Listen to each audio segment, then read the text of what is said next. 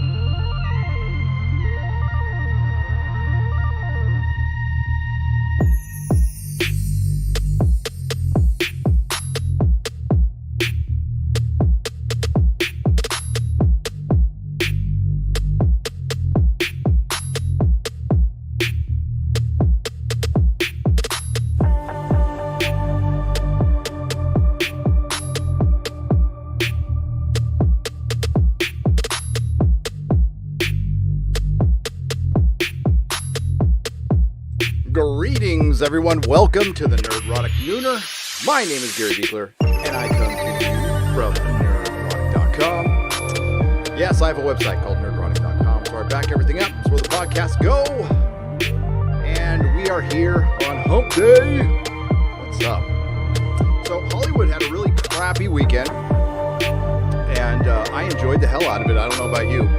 I didn't watch the Oscars. I will not support that. I watched some of the highlights, and this isn't really about the Oscars. Screw the Oscars. They're stupid. They've been stupid for a long time, but they do remain one of the best displays of Hollywood debauchery and circle jerkery on the planet. And it looks like more and more people every day are getting sick of this garbage, and I'm so happy about that, but we are a long way. We are a long way. My hair was a little frizzy there. I had to change shirts. I wanted to change shirts. Just got back from the gym a little while ago, and let's see who's here. Okay. Tito's World, Shake and Bake, 145, Grim, Silverthorn, Goodtree, Starry-Eyed Girl, the third female doctor played by Starry-Eyed Girl, who inspired my last video. Thank you very much, and thank you for watching it. I've gotten a lot of very interesting feedback, a lot of good, and some rather salty constructive criticism, I must say. Mark 63366, Andrew Griffins. This is Zaphod. Oh, Zaphod Beeblebrox, the president of the galaxy. There we go. Joseph Miskovich, Nicholas Horton, Paul O'Halloran, Nick Palmsano. I'm sorry if I screwed that last name up. Robert Morgan, Brett Learnmonth, Peter James Ledwith, Desiree Clary, Blumfleur 9999999, your white knight. Oh, I need a white knight. Father Christopher Miller, everybody watch your language. Everybody watch your language. Soulless, you have a soul with me. Leaf Eric, Christopher P. Dobbin Mogg, JBD, According to Christie, is here with her wrench, and so is Matthew Matson, Count Falconer, Darkstar 76, Jamie Patterson, Mob Trap, Eskimonofono, Mr. Left Turn, Alex Hawker, and Rulon Holm, Andy Morley, and now it's 10 Mint. Okay. What are we going to talk about today? So, I've been live streaming a lot. I was on a fun live stream last night with Geeks and Gamers, and that was kind of a nice chill stream, but they were talking, the stream started with Robert Storms, who quite frankly, I think got picked on by Hollywood. I'm not here to discuss his take on Parasite, because I didn't see Parasite, and I'll probably watch Parasite when it's on a streaming service. And I'm sure it was worthy of Best Picture, and I will say the director's acceptance speech was brilliant, and if we got more of that, I think the Oscars ratings would be higher, and people would be less annoyed by Hollywood. But everything leading up to that was completely annoying by all accounts. But I have it in the title, and we're going to talk about it a little later. We're going to talk about fanboys and normies, because obviously, genre superhero films and sci-fi and fantasy have been popular for so long now. They've become really entrenched in the mainstream, and the mainstream still doesn't understand fandom. I think the dynamics of jock versus nerd are still in place. I just think a lot of, as Red Letter Media correctly pointed out, I think a lot of jocks are working in genre right now, quite frankly. And a lot of it's in the access media. A lot of people think they're geeks, but they fall on the other side. And to understand his rant, I mean, he said it over and over again, and you don't have to like the take. I'm not asking you to like the take. I could care less. As I told Jeremy in my live stream, I heard crap like that in my comic store 5 times a day. 5 times a day. That's fandom. And it's like rooting for your sports ball team. It's no other thing. Now, I got to go look because I don't know. I only heard that Don Cheadle tweeted it out and got them all. That's the thing that got it rolling and got like 3.3 million views on Twitter. Also, I pointed out, sorry for repeated information, but if you weren't up super late last night, you didn't hear this. It proves that there's no connection or little to no connection between the platform of Twitter and the platform of YouTube. Obviously, they're 2 different things. They get conflated a lot, but you can have a video that gets 3.3 million views on Twitter and it gets 100, or I don't know where it's standing now, but at the time last night, it was at 132,000 views on YouTube. Now, Robert pulled the video down, shouldn't have done that. And our good friend Ryan at RK Outpost talked him into putting it back up. And there is no connection between the 2. That's why I only spend 1 hour a day on Twitter. Now, I spent my hour yesterday reading a couple of Star Trek trolls, just watching the whole thing go down, and that was interesting. It was funny. I didn't respond to anybody because I don't. It's the Star Trek troll that a couple of our friends were dealing with. I think Jack Beers is clearly somebody who used to watch Doomcock and myself and Midnight's Edge and feels like a jilted lover or something. I'm not too sure. Way too familiar with all of our work to be that much of a hater. I mean, if you hate something, you don't watch it unless you're reviewing it, and that's how I feel about it. Now, we're also going to talk about Doctor Who's ratings. I was watching the Quarterings video today. It was a great video, and I love that he's using TV series finale. That website has been used quite a bit of late, and while I can't prove this, I need to give Susan Layton from 1428elm.com the credit, because I've been using it for a couple years now. Thanks to her. She's the one who turned me on to that website. It's a little known website. It just collates the Nielsen ratings. It's nice seeing that website used. The problem is with that website, it's only the overnight ratings. So you have to double everything you see there because it doesn't count 7-day out DVR. So a lot of people are not mentioning that, but you got to mention that's only overnight ratings. It's not the 7-day DVR streaming, which you can't really believe because iTunes isn't going to share their information. Netflix, all those places won't share their information. But so it says, for example, we can go there right now. Doctor Who's American ratings. It's a good indicator, though. It's a great indicator of things going down the tubes. And believe me, Doctor Who ratings here in the States are in the crapper. 400,000 people watched the last episode. So you double it, 800,000 people with the streaming. That's nothing. That's nothing. They try to spin that's good, but it's not. Not for a storied franchise.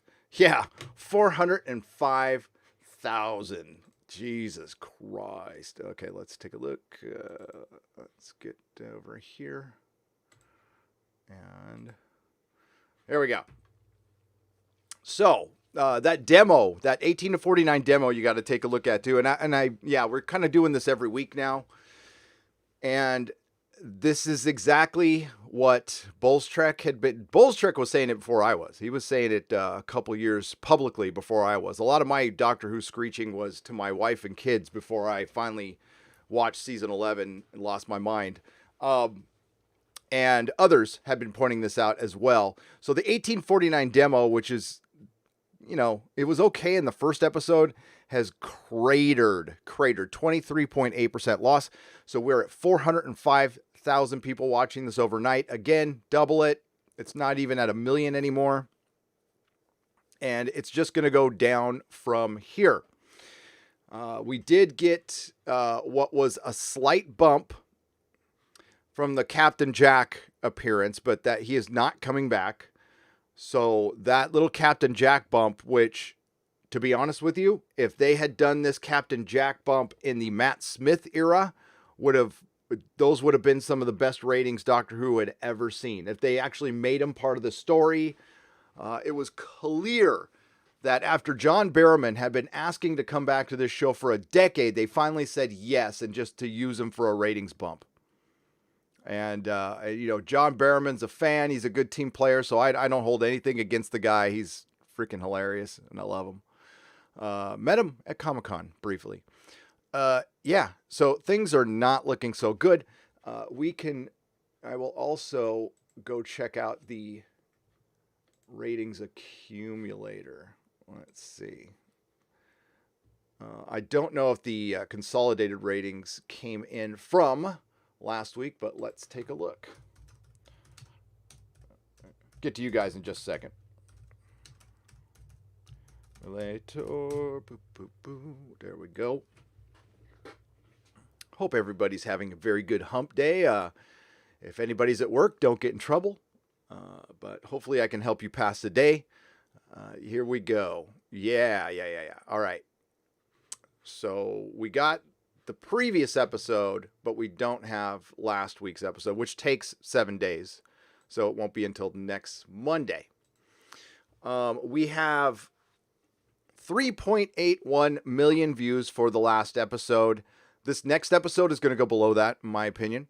The previous episode, which, God, I'm even forgetting. So by the way, we're also going to talk about the controversy going on with the people who still like this show. The whole conversation between Graham and the Doctor at the end, where the Doctor blew him off when he wanted to open up to her about his cancer, which was just, I know so many people are upset, but I thought it was right in line with the show. Graham's a white male. Pfft, screw that dude. So the previous episode, which for some reason I can't remember the name right now, it doesn't matter. 3.97 million views, and it got a bump of a little over 1 million with the iPlayer ratings. And again, if you watched my rumor video, I pointed out that the iPlayer considers watching the episode for 2 minutes as a view. So somebody could have just dipped in and dipped out, and they count that. So if you want to use YouTube analytics and double it, we'll be nice and we'll double it. We'll say only 30% of that iPlayer number are people who watch the episode all the way through. So if it's 1 million, it's really 300,000. But whatever. If they want to count it, go right ahead. They also add numbers a month out, which is some crazy BS. I don't know how many times we got to say this. I think this is a lot of holdover, to be honest with you. I think these are the things that couldn't be changed last minute. Now, let me discount Doctor Who from this. Doctor Who will not change. I think Warner Brothers and DC will change their ways. I think they will learn from Birds of Prey. I think we're clearly seeing Disney learn.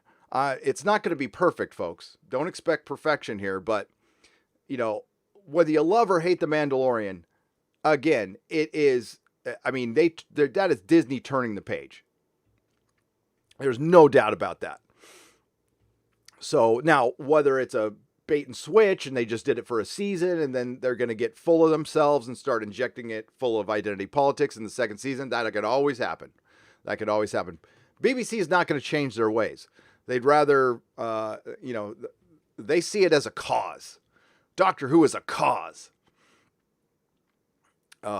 So, yeah, it's not looking good. And they will not learn. So if we go over to here.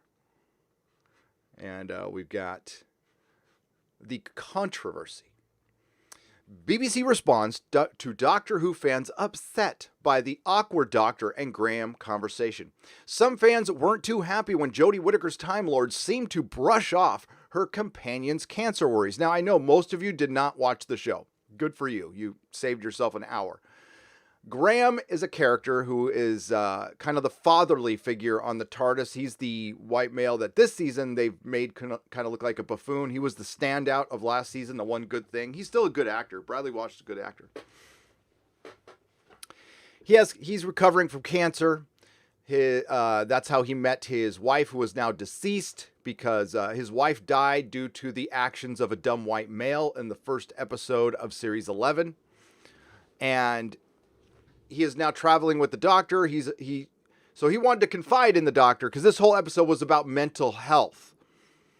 And they didn't really do a good job setting up what everybody is suffering from. Basically, everybody has some form of depression or PTSD or something they're sad about. And the whole theme of the episode was, it's good to talk about things and seek out help when you're sad. I know it's very groundbreaking storytelling coming from Doctor Who, and damn, if I didn't want to talk to somebody about what made me sad. And I wanted to talk to the BBC about how this show makes me very sad, and they didn't want to listen, apparently. The irony.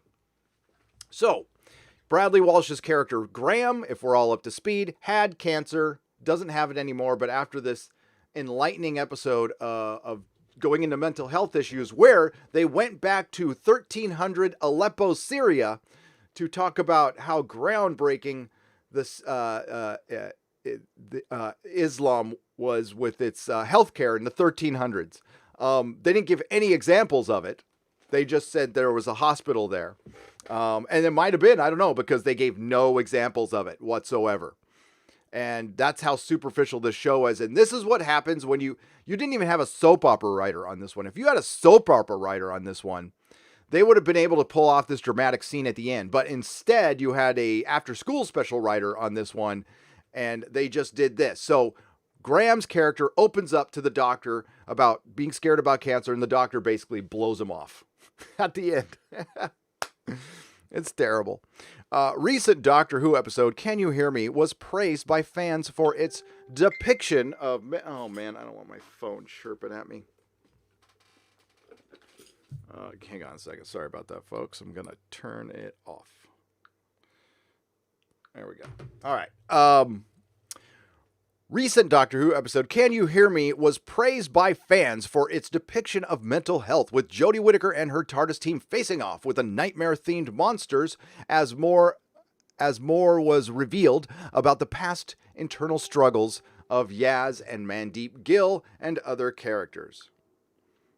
However, a scene later in the episode had viewers more divided when we are down into decimals now. It has been divided.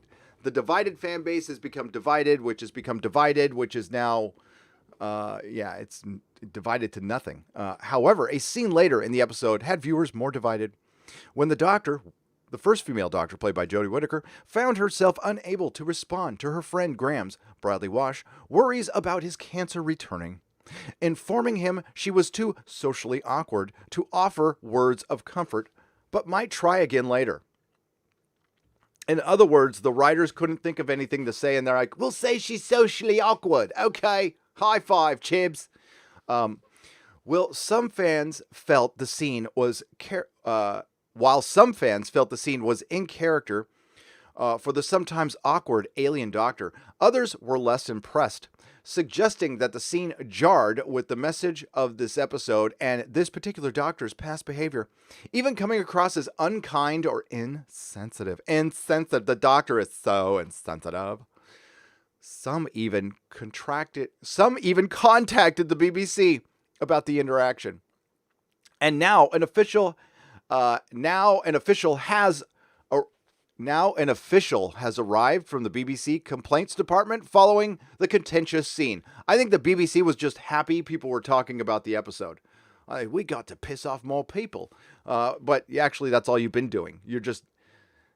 It's clear that they're willing to listen to some of their fans, but not to the vast majority. But that's okay. I talked about that in my last video. Thank you Thank you for contacting us about Doctor Who. Can you hear me? With your feedback, that it was insensitive for the Doctor to dismiss Graham's cancer concerns. The BBC complaints response, which RadioTimes.com has independently verified, said, "We never set out to upset our viewers."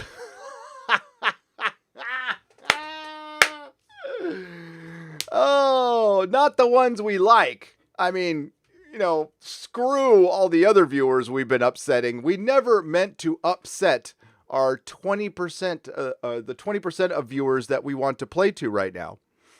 With what we show, and this episode tackled some sensitive themes. The episode used dreams and nightmares to explore inner lives of the companions.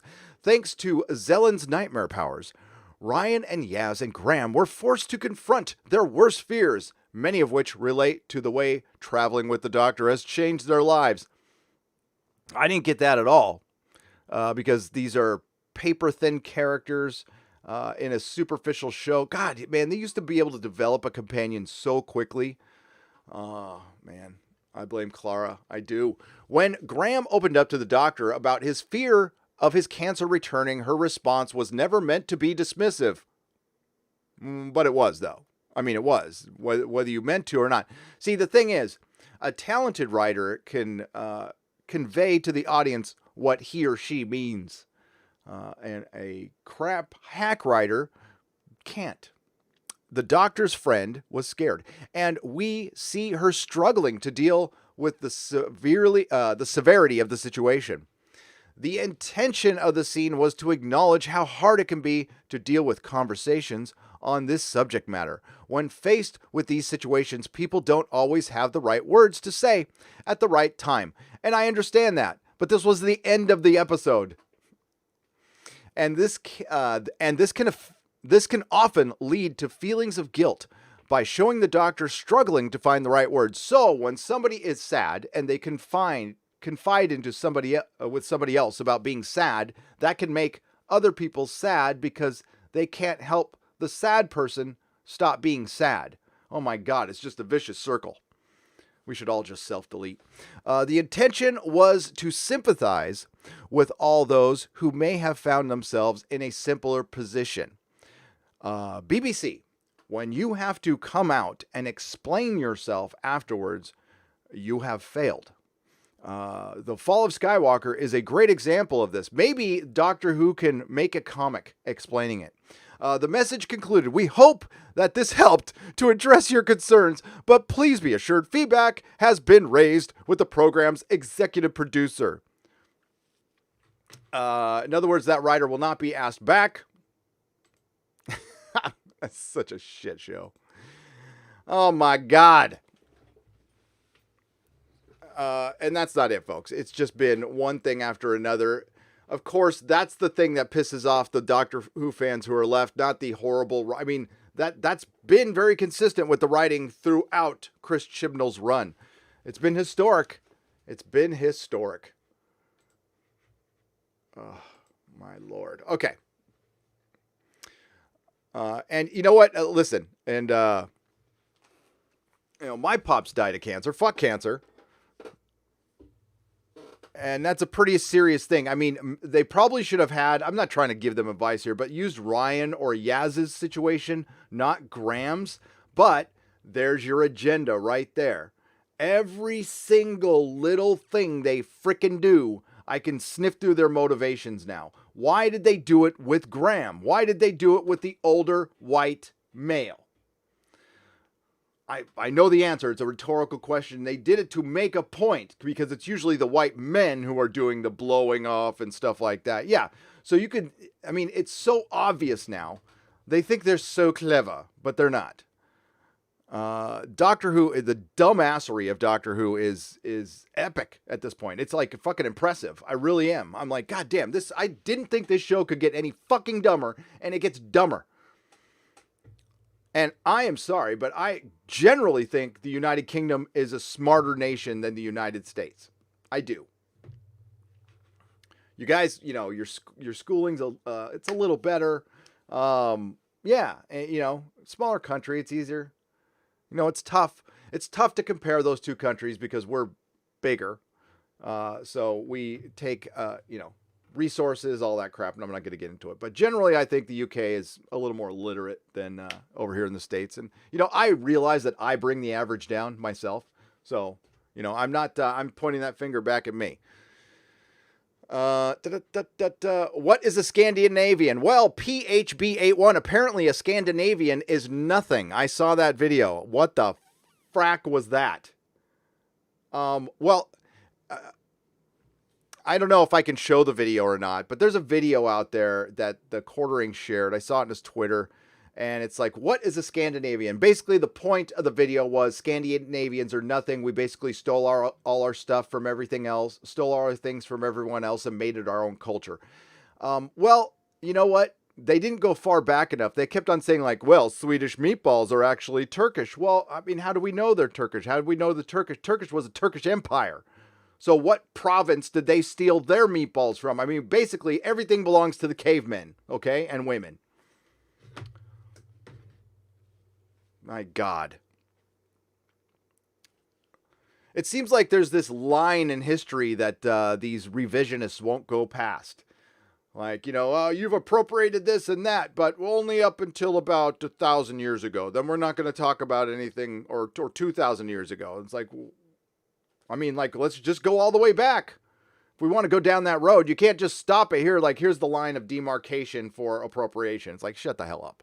What is Scandinavian? That was dumb. Somebody from Scandinavia. That's what I kind of figured. Globalist propaganda. Yep.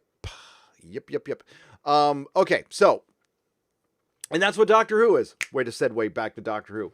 It can't get away from the agenda. And at least American companies eventually will see the error of their ways. They will either crash and burn and destroy what they have, or they'll go, oh crap, I want to keep making money. We got away with this as long as we could. We really pushed it as far out, but we really got to dial things back now. And Disney dialed things back. And look at the abuse they got. Hey, listen, I was part of it. The Fall of Skywalker was not fan service. It was BS, but the freaking Access Media really tried to spin it that way. And I think they were successful in some aspects of it. I tried to fight it whenever I could. And I hope you guys know that my focus on this channel is television and the Access Media. I go after Jar Jar and Rhiann and Kathleen Kennedy once in a while, especially Jar Jar. But I mainly go after the Access Media. That's my beef. Because I'm just trying to help out and provide some balance, because there is none right now. There is none. And I've got my bias too, of course, but there's just, we're hearing the same thing from the Access Media for years and years and years. And even before I started my channel, I was going to CBR every day and Bleeding Cool, and these are sites I used to like. But man, they've changed. They've changed, and they used to be different too. You used to be able to differentiate the freaking IGN from the CBRs and comicbook.com, and now it's just, man, copy and paste, Screen Rant, all that crap. For one, there's too many sites. And, like, hashtag not all. There's some people out there who are trying to do some good. There's some Forbes articles that I've read that were actually pretty good. They weren't from Scott Mendelson, but you hear the other side once in a while, but not often. Man, I had to dig. I have a video out there on, it's the one with the thumbnail that says hashtag me too, but the two O's from the 2 are 007, and it's about the first female 007. And I found an article from the UK, believe it or not, taking the other side, a woman taking the other side of the James Bond female debate. It was a freaking great article, and I shared it with everybody I could. You don't find that often. I do look for them. My God, there's a lot to go over today. Please, next Doctor Who vid, you have to say Karen Strongwoman, formerly known as the first Doctor, played by Jodie Whittaker. LOL. That's right, Karen. The Doctor does constantly look like she wants to take us all to the manager. Nettled Nerds for $5. I'm not going to argue with that. Thank you. Felipe Abrigo for 25 Chilean pounds. Hello, Cleric Beekler. Did you catch the shooting star in space in Picard and Picard around the 24:30? You'll love it. LOL. I can find it. Let's see if I can screenshot that. I don't know if I have CBS All Access on this one, but I will. We'll try. I'm not surprised. It was a Shaban written episode.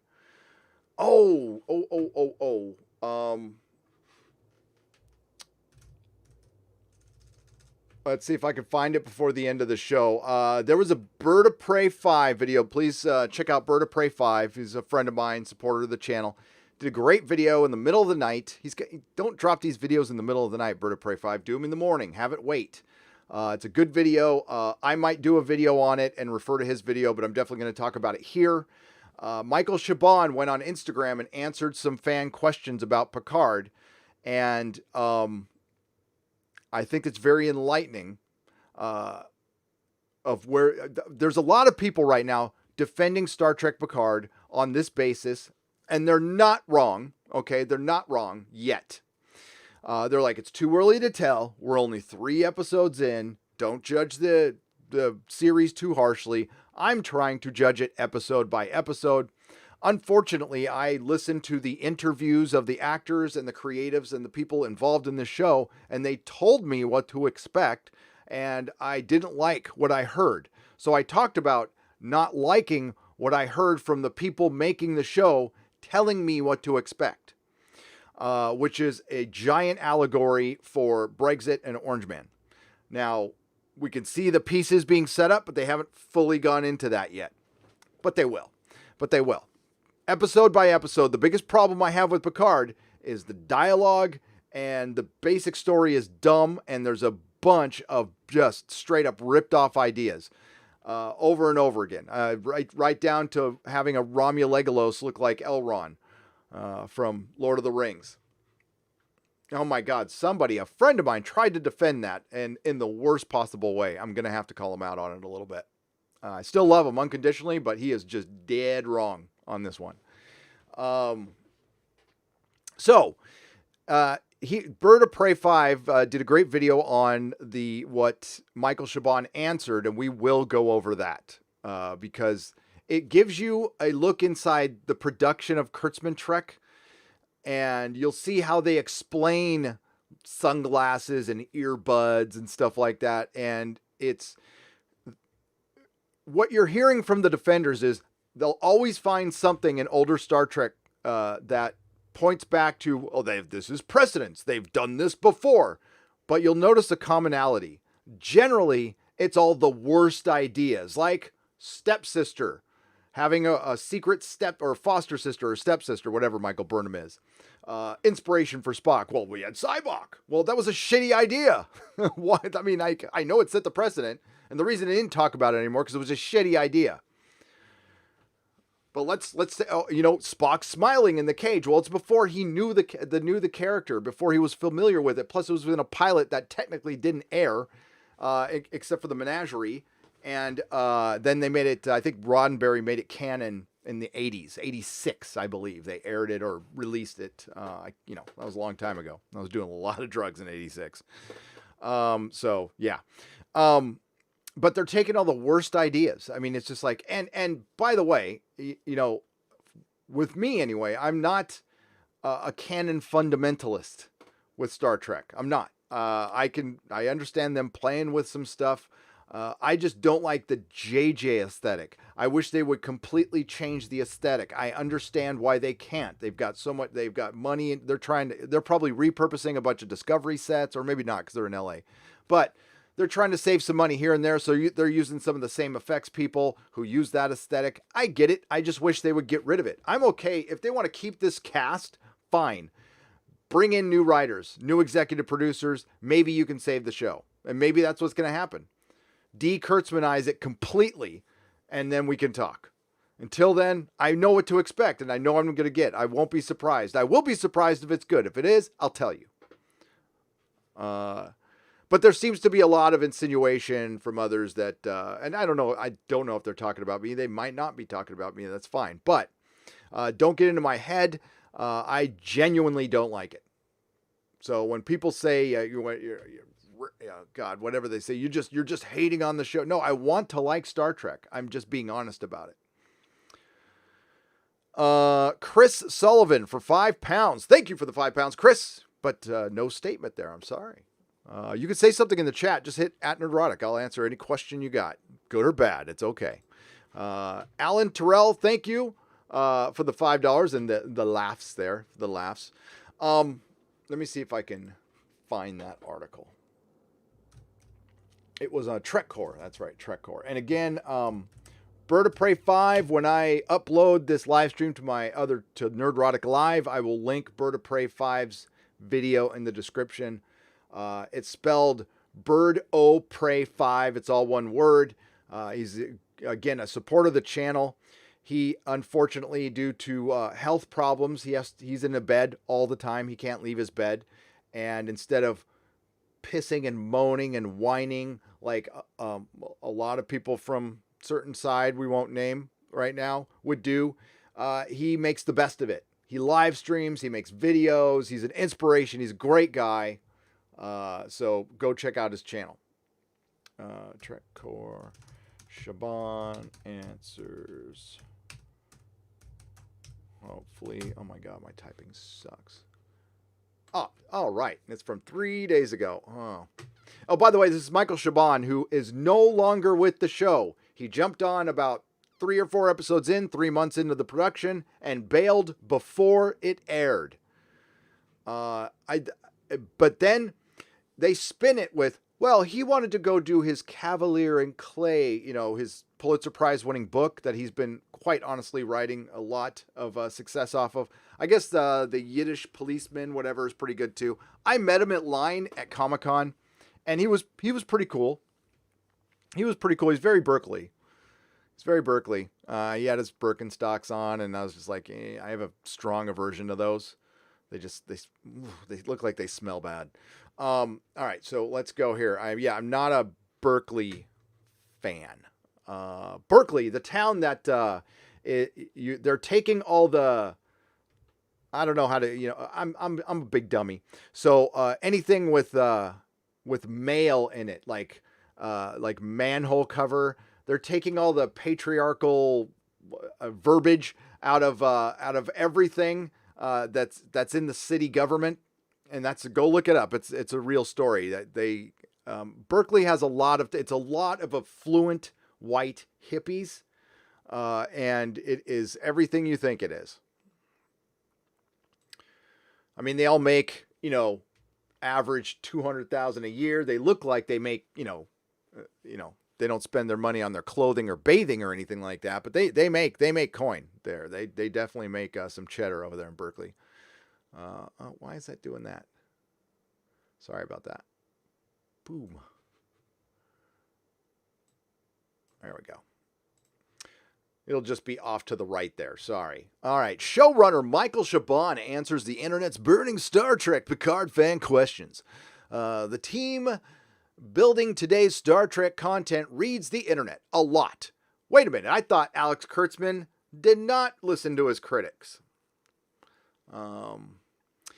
Each week brings a host of episodic reviews from top industry critics and fans alike, dozens of new discussions, topics on Reddit and other websites, and of course a waterfall of feedback across social media platforms offering praise and criticism from multiple angles. Several elements from the first 3 episodes of Star Trek Picard have spawned questions in fan continuums, such as why was Commander O a Vulcan?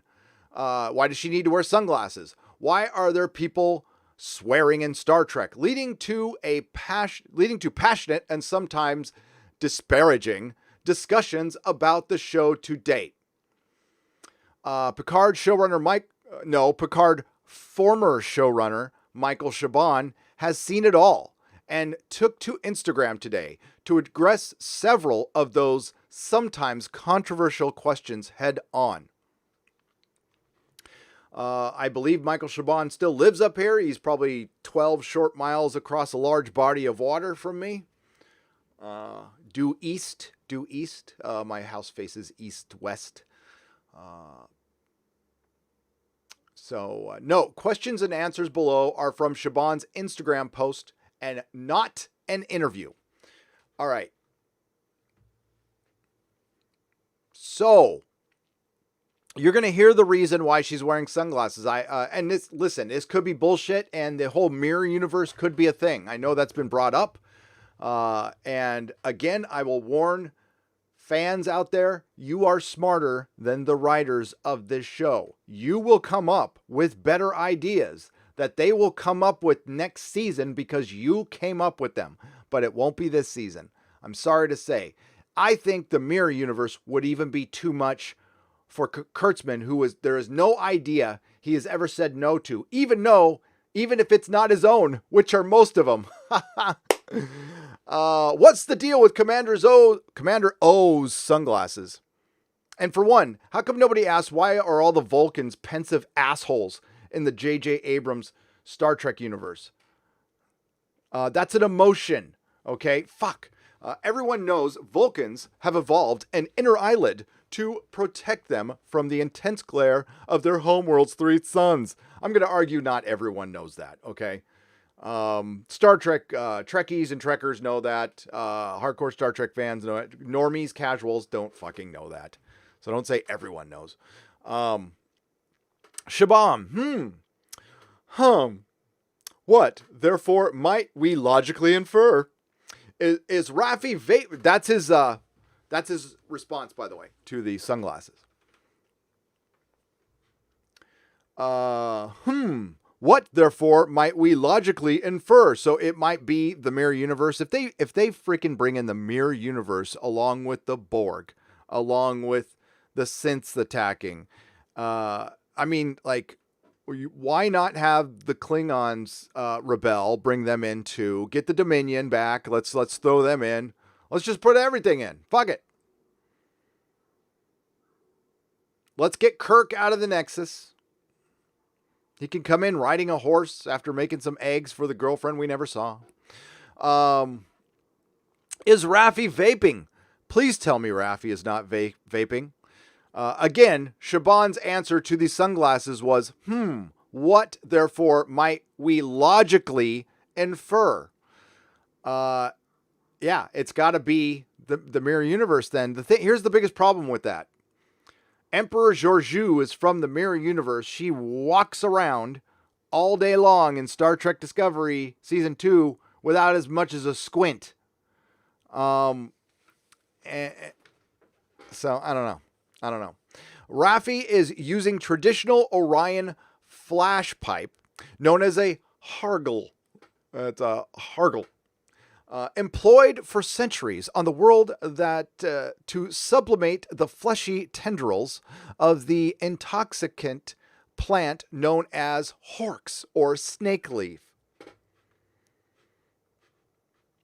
Okay, but sunglasses and horgles and like Girardi using earbuds, even if people still use those things in $23.99, why don't they all seem more futuristic? Okay, for one, Raffi is growing that plant on Earth. Berta Prey pointed out that wisely that we regulate plants going from country to country, continent to continent, because they can become invasive species. It hasn't been invasive, but in Southern California and here in California, we have the eucalyptus tree. They are fucking everywhere now because they were imported to here, because at the time I don't know if that's right or not. That's something my mom told me when I was young, that they thought they would make, I don't know. I don't know if that's right now, but they got imported to California and now they're freaking everywhere. So this plant, how do we know? So does it make humans high the same way it makes Orions?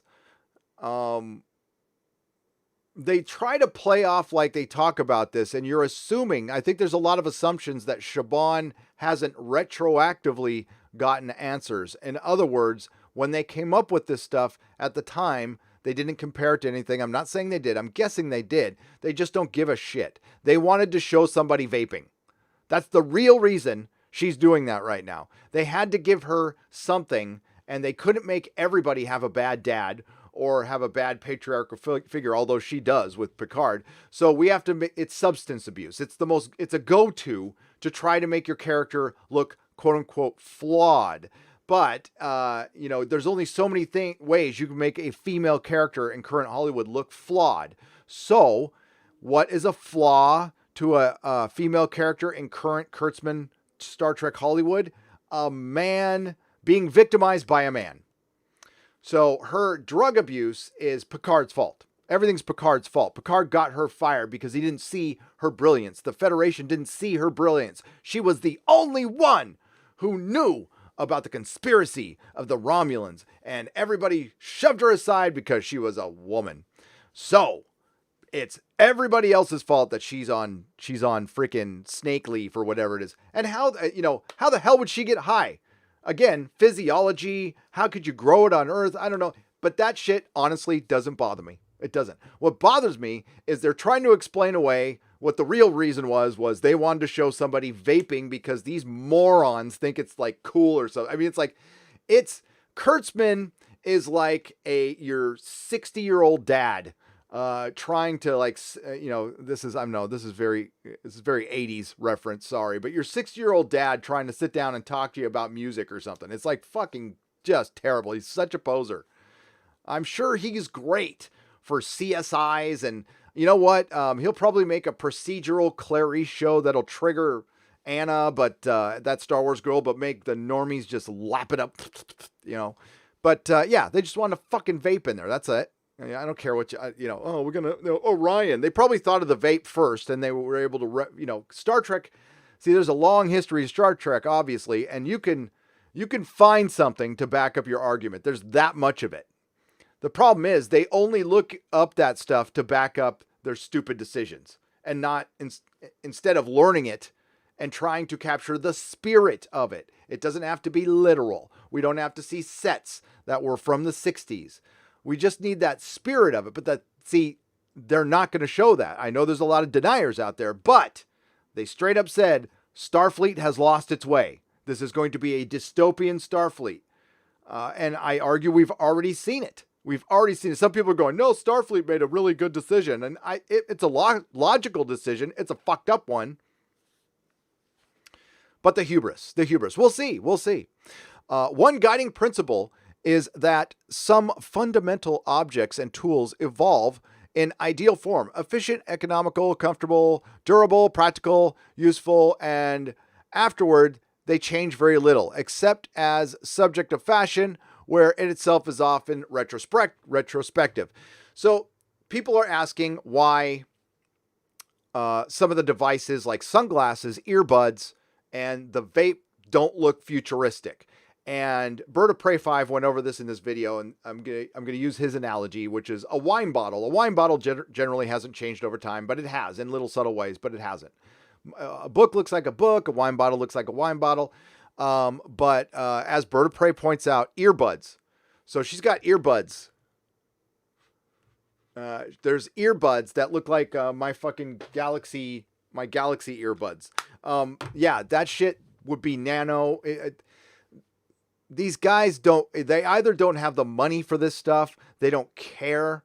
I think they mostly don't care. They don't want hardcore Star Trek fans, even though some are defending the show. They want normies. It's clear, because a lot of normies are liking it. But normies like CSI. Normies like the good fight, and listen, if you like that stuff, that's great. I'm not judging. That's just like, I'm into. I have no time for dramas.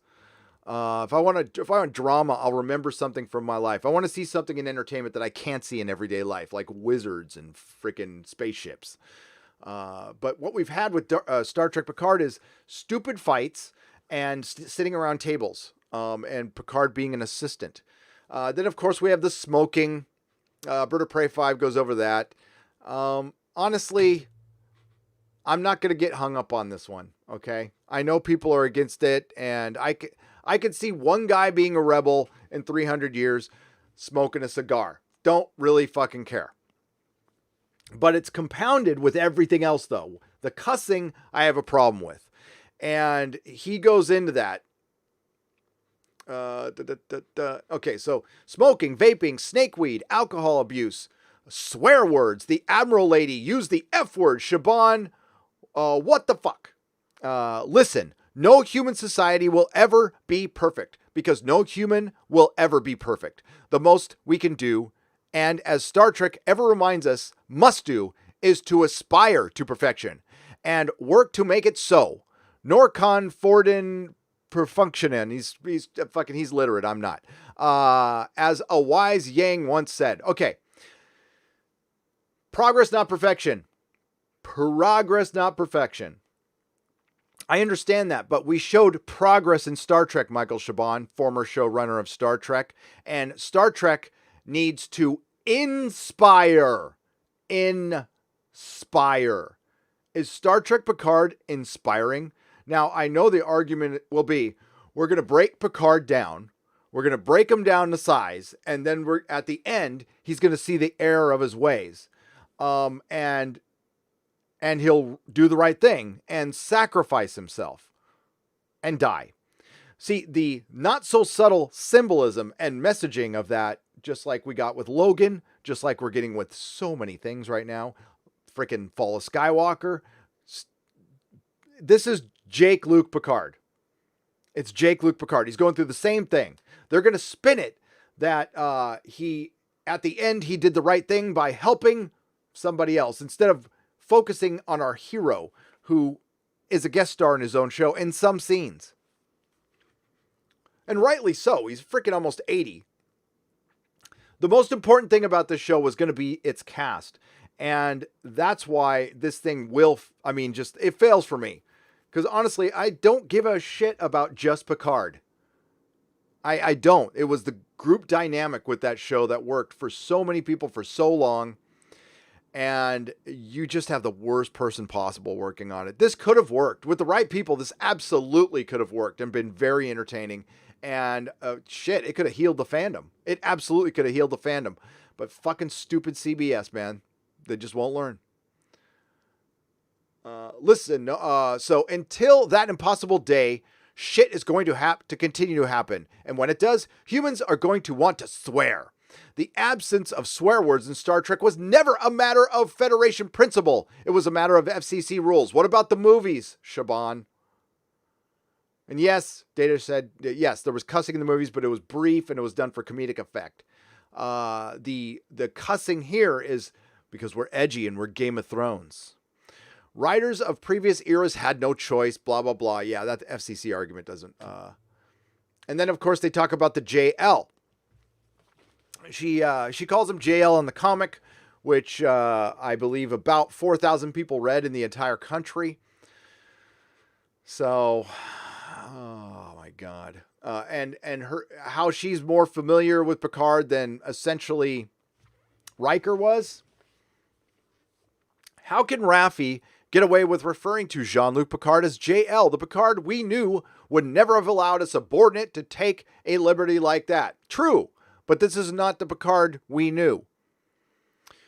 Berta Prey points out, correctly so, that in this comic, which he read and I did not, Picard was still a member of Starfleet. This was only a few years after Nemesis, and she was calling him JL. So that was indeed the Picard we knew. No, this might be the Picard Shaban thinks he knows.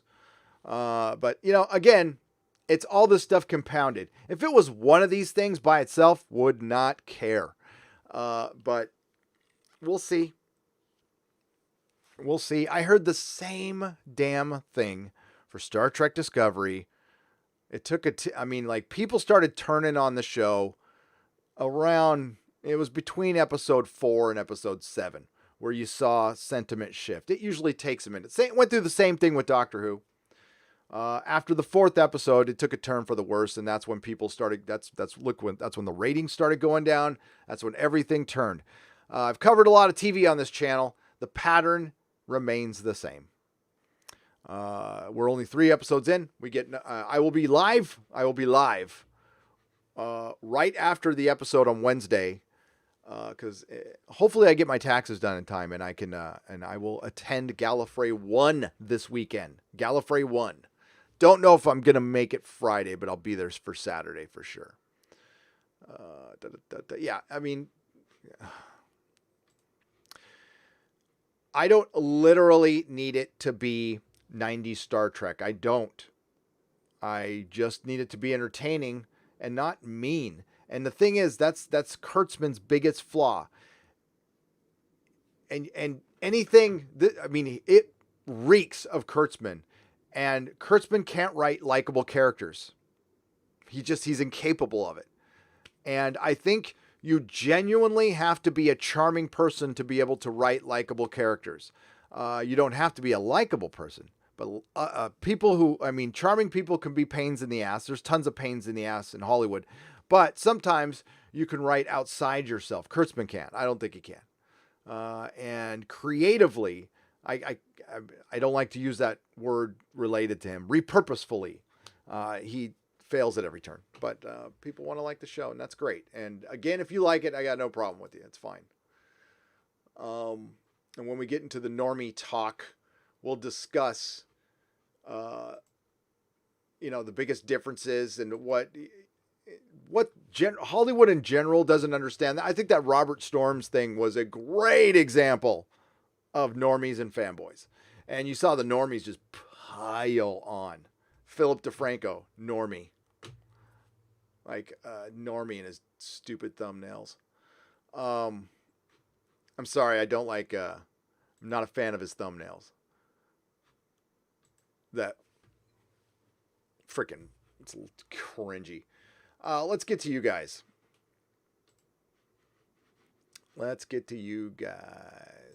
Uh-oh. I didn't want to do that. That was the wrong thing to do. Where we go? There we are. Okay. Oh, take your time, Internet. It's all right. I got all day. There we go. Okay. Sorry about that, folks. Self-produced show. Now, I don't watch... I've seen a couple of Philip DeFranco videos, and like he's got 1 million viewers, or millions of subscribers, and he's got like a business or whatever. He does jump cuts, and I do too, but I try to hide them. But I just don't like, I'm not a fan. I know other people within the Fandom Menace do it, and this is no reflection. I could never, ever, unless it's a joke, put my face on a thumbnail. There's something about that I'll draw the line there. Yes, I'm on YouTube. I mean, come on. We're all attention-seeking whores. But I draw the line at thumbnails, I guess. Trek Dog for £21.99. Hail Gary, have you watched Doomcock's video about Kurtzman punching a hole in a TV? I will never understand why these people surround themselves with yes men instead of consulting people like you, Doomcock, DC, and the Critical Drinker to challenge their ideas. Well, that's Hollywood. I mean, I know what you would think if you want to actually be better and make more money and be more successful and be respected in Hollywood, a little humility would help. Here's the problem. It's the culture. And this is why Hollywood's heroes are losing. And we're going to talk about that as well. But it's the culture in Hollywood. It's so freaking just duplicitous and manipulative and just filled with backstabbers. And people, if you could walk around and get the mental image of like knives in people's backs, walking around there all the time, that's what it would be. That's what it would be. So you can't show any humility because that is considered a weakness in Hollywood when it's not. It's a fucking strength. Being able to once in a while say I'm wrong, be open to somebody's ideas. I'm not saying I'm perfect at it, but it's a sign of weakness when you can't say you're sorry, say you're wrong, share the love, it's insecurity basically. If you're so worried, I mean, they're so worried about their jobs all the time, and just it's a power game. It's a power game. So showing any kind of humility or empathy. That's why Alex Kurtzman really used that word a lot in Star Trek Discovery Season 2, because I think he went to therapy and learned it. And empathy is not something that's been they talk about it in award shows a lot, but as soon as they get off the stage, they are talking shit about each other and even their best friends to try to, gain power. That's it. When you could achieve more power with respect. How do you get respect? By showing respect to your audience, being open to ideas. You can still be confident and open to ideas. It is possible. It's not black and white. One thing I do a lot, I've been asked this by people. That's why I'm going to bring it up now, is anytime I see something, I watch a lot of YouTube. So if I feel like I get a take that's even close to somebody else's, I make sure to give them credit. I'm not going to necessarily say I get the takes from them all the time, because I don't. I come up with my own. But if I saw something I thought was a really good take, I'll repeat it here, give them credit, because they deserve it. That's why I brought up Susan Layton with the TV series finale, because I'm convinced she's the one because she showed it to me and I spread it around. Now it's being spread around. That's great. That's no problem. But, she was the one. She was the one. And that's cool. And it's okay. It's okay to give people credit. It's fine. You don't have to be all insecure about shit. Like I said, and I think that's the problem, is they are just stuck up their own ass and they can't ask for help. Kurtzman, I don't think anything could help him. Honestly, they need to make a change. I don't want Kurtzman to be without work. Okay, go work on Clarice. Sorry, Anna, but go work on Clarice. Go work on Hawaii Five-0. Make millions of dollars over there. Just go away from Trek. Shaban, like Bird of Prey 5 said, I am with Bird of Prey on this. I wish him all the best off of Trek. Go somewhere else and have a very successful career away from Trek. Can we please get somebody who knows Trek? I think it's too late, though. I think it's too late. We are going on 5 years in, and they want to launch a Marvel Cinematic Universe of Star Trek, and they're doing it with a 79-year-old lead. Do you think that's going to work? I've read everything about Kurtzman possibly getting fired, and I don't know. I'm not even going down that road anymore. If he gets fired, he's been removed from a lot of projects. I know that. But his contract is still in place. He signed a 5-year contract that was in 2018. So, unless they want to eat a lot of money, I think they're going to stick with him. Now, can they de-Kurtzman stuff? I think they're doing that. I think they've done that. But he still has influence. So that's that. And, when he gets fired, I will make a video when he officially gets fired, and I will be happy. But then I won't, because Star Trek will have been ruined. And everybody loses. Everybody loses, which sucks. I think they still have time to change. Like I said in my Doctor Who video, they just won't do it. They won't pull the plug. And I understand it's hard to pull the plug on this stuff, and you can't all the time. And we're probably going to see the fruits of our labors in a couple of years. We're going to see stuff turn around, get somewhat neutral. Don't expect it to go away. Hollywood's always been woke, a little bit progressive, and that's fine. I understand that. I don't care what the politics are of the creative. I really don't.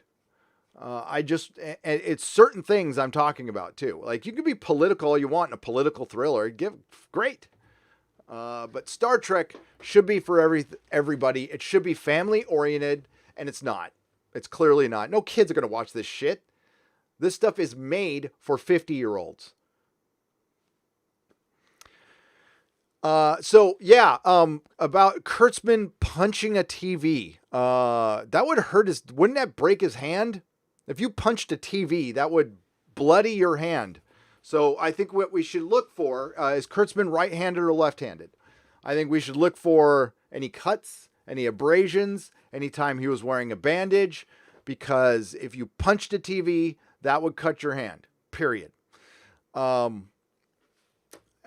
far as him being frustrated, listen, I've heard that Trek Dog from others who work there. I've heard that it was kind of a blanket statement, and it was a we get under their skin, which I imagine we do. I don't know who the we are. Well, I know it was me because they were talking to me. And I assume the other ones were Doomcock and Midnight's Edge. But I don't, yeah. I've heard it. I've heard it from the horse's mouth. I've heard it from people I've talked to who work on that show or used to work on the show. So yeah, I don't know about talking to me, but they should definitely, like, Critical Drinker. He's a writer. He's got very good ideas, a good understanding of things. I like Critical. Yeah, Doomcock knows Trek fucking better than anybody. As far as I know, him and Robert Meyer Burnett, Anti-Trekker knows his Trek, but his takes have been kind of awful lately. I don't know what's going on there, but there's a lot of people who know their Trek that they could talk to. Even, Trek Yards, those guys know their Trek. I would, Ronald D. Moore, his name was bandied about. That would be better than what we have. That would be better. But, I don't know if that's your right guy right now. I would, when he's done with The Expanse, Naren Shankar. That's the guy I would go for. Steve O for $9.99. Hail Gary, wanted to recommend a music video for you. Check out the Slipknot's Solway Firth. They include scenes from The Boys throughout pretty heavy, close to Iowa, second album. Good stuff. I will. I'll check it out. The Boys is a fantastic TV show based on a comic book that I was in. Do I have a picture? I don't know if I have a picture.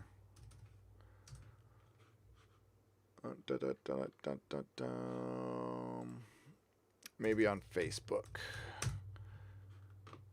So yeah, I was in Boys issue 23. I'm in the first 2 pages.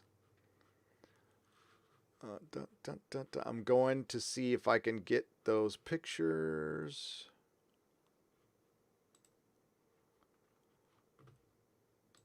Yeah, here we go.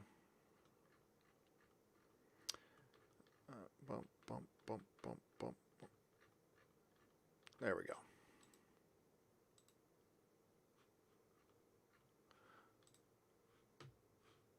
And yeah, so here's me without a beard. Whoops, sorry. Did that again. Right there. Yeah, so my buddy Derek Robertson drew me into The Boys. I'm also in issue 37. I'm also in Happy, the comic Happy. I'm also in a comic called Ballistic. There we go.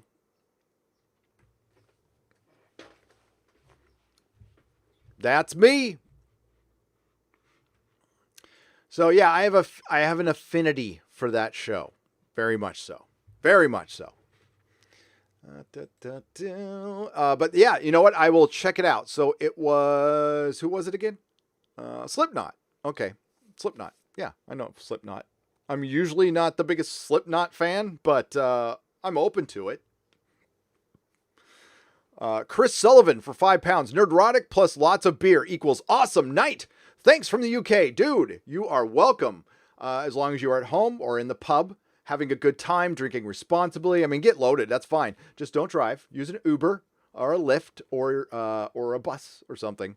That is awesome. Thank you, Chris. And I appreciate you joining us here. It is 1:24 p.m. here on the West Coast in California, United States, San Francisco. It is it's a beautiful day outside. Here in San Francisco, the weather, it's not so bad. It's not so bad, but it's not great. San Diego has the best weather where I grew up. I mean, it was 75 pretty much every day, year round. It's beautiful.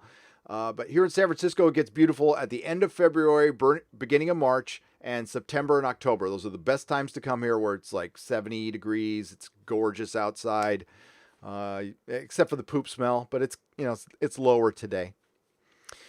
Brett Carlton for $5. Hey, I can get you 2 into Disney for free. Maybe we can do a meet, or if you want to relax without paying the mouse. My wife works there, so it's free. Brett, I will absolutely take you up on that. Down at Disneyland? Yeah, we can, or if you don't have to do that. I really appreciate it. I would not turn down free passes at Disneyland, but if you just want to hang out and have some coffee, we can do that too. Yeah, absolutely. Gary at nerdrotic.com is my email, Brett. And when I'm going to be going down to LA 4 or 5 times this year. So, most definitely. As a matter of fact, it's 80% I'm going this weekend, but I have to get my taxes done first. I don't want that hanging over my head. That's the only downside. This is a great job. I'm going to have it as long as I can. Doing the taxes sucks. I hate it. And my dad used to be an accountant, and when he was alive. My dad used to do Ted Geisel's taxes. Now, who knows? Who knows? It's got a very high population, Nick, but the entire city isn't. I'm not. But it's fine. It's fine. Who knows who Ted Geisel is? Who's Ted Geisel? Very famous person. You just don't know him by Ted Geisel. I'm waiting. Taxes suck. Yes. 200-watt studio for $5 was on the phone today with a utility. The conversation quickly went elsewhere. I turned her on to The Expanse, and she turned me on to The Witcher. LOL. Oh, that's cool. That's awesome. That is awesome. Dr. Seuss. Thank you, Kelvington. Dr. Seuss. That's right. My dad used to do Dr. Seuss's taxes. The Expanse and The Witcher were the two, my 1A, 1B show from last year. The Expanse was fucking great. The Witcher was fucking fun. I will watch. I'm working on a review. I even ditched my Star Trek Discovery. I'm still going to do my Star Trek Discovery Season 2 review. I'll finish it some year. Probably over the summer is when I'll drop that. Count Falconer for £5. The Chibs, Kurtzman, and Kathleen Kennedy for not having a pot to pish or a window to throw it out of. Piss, you meant. Thanks for all the laughs and the entertainment, Gary. Count Falconer, you are welcome. We can only laugh at this right now because it's depressing. It's depressing. It's your Romulan anger sense kicking in right now, right?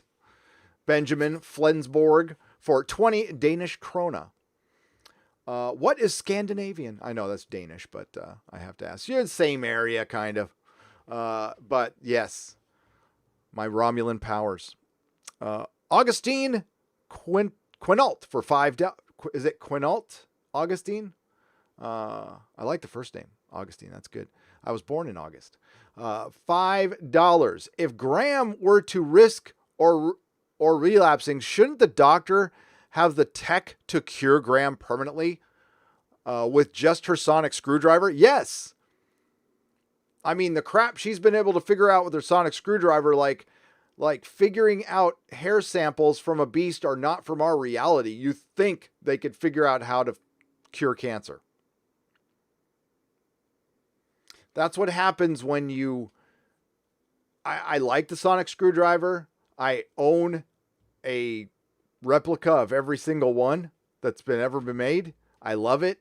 I hate what they've done with it. It was supposed to be brought out like 4 times a season,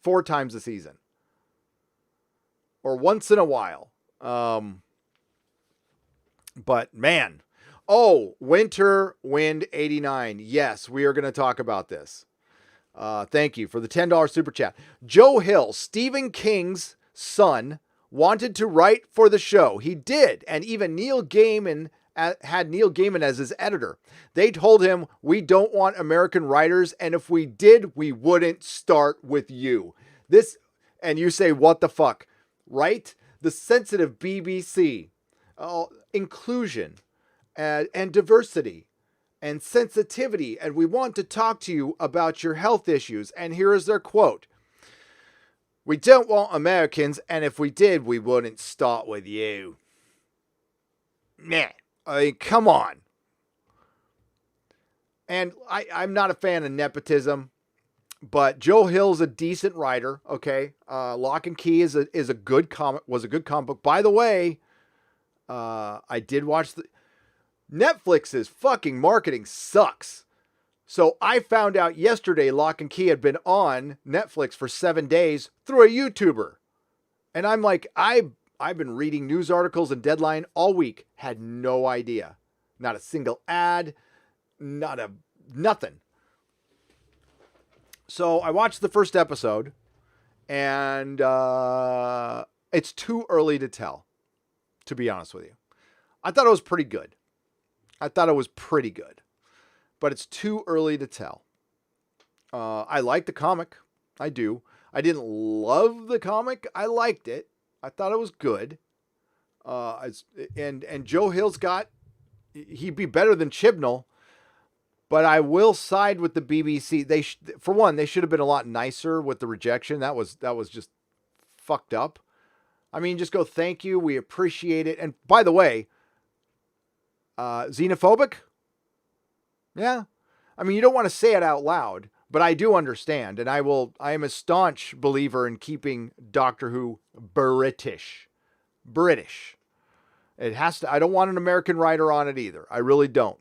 Let me change that. I don't want an American showrunner. I think American writing an episode or two is not that bad. I think we can give that a shot. Or a Canadian, or an Australian, or okay, what if a South Korean wants to write for Doctor Who? Is the BBC going to say no? Oh my God, somebody from South Korea, please write a Doctor Who episode and pitch it to the BBC so we can get the same response. Let's see how that gets, let's see what happens there. I will crowdfund that shit. Can we get a South Korean writer to write a Doctor Who episode?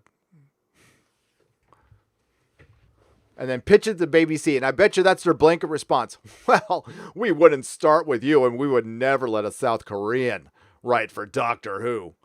The reason I bring up South Korea is because it's actually popular there. They went there. Capaldi went there on tour. Henry Perez for $2. Doctor Who, shut up. Let's get going already. Right? I know. The Doctor has been a dick. The Doctor has been cool. The Doctor would not do that. That was such a weak, for one, you do that with the female Doctor. How dare you? How dare you do that with the female Doctor? You made her look weak. Oh my God. It happens every time. Sometimes they reach so hard to be so inclusive and so diverse, and they end up being so racist, sexist, phobic, istphobe, whatever. The one that I always love to point out, Ghost Rider. They wanted to make Ghost Rider Latino. Of course, the Latino Ghost Rider had to work at a garage and had to be related to people who had gang relations, because every Latino in California is a mechanic who has brothers and sisters who are in a gang, because that's not a stereotypical way to look at things. Why couldn't he have been a manager of a Subway? Why couldn't he have been a lawyer? An architect? Smooth Jams, California for £5. That thumbnail, XD. Oh, thank you very much. No, I saw that on the trailer, and sorry it's not in focus. That's the best shot I can get. But I saw the look in her face. I'm like, oh my God. Now I have made let's face it.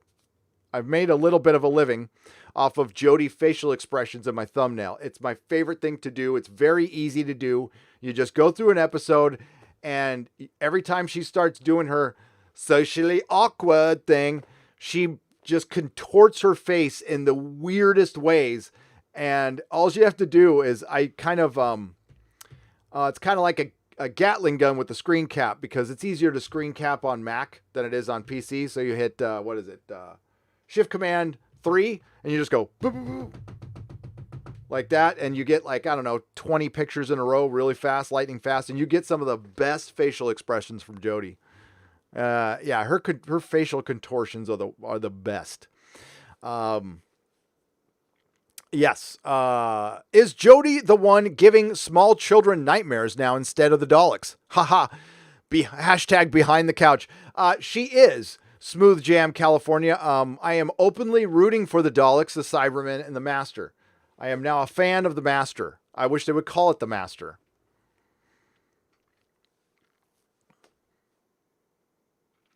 You know, this has been brought up before, and it just hit me. You know what would have been a great show is the Ronnie and the Master kind of doing a Thelma Louise, since we have two masters out there, redemption spin-off series of those two trying to make things right and fucking things up all the time. It would be brilliant. It could have been funny, and you had your female representation. God, I hate that. Oh, God, there's never been a shortage of women in Doctor Who.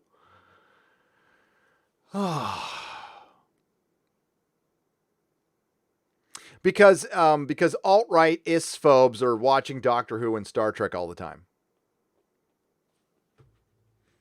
Speaking of that commercial, I sold all my stock. Oh, you did?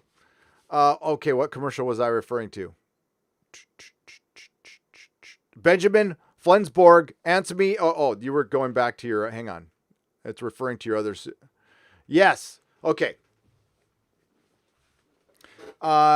You sold all your stock. Yeah, was that a commercial? Is that what it was? Was that a commercial for a company? Can I show it?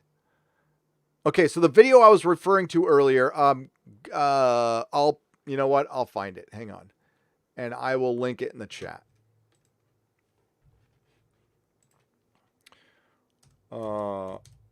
If that was a commercial for a company, holy shite.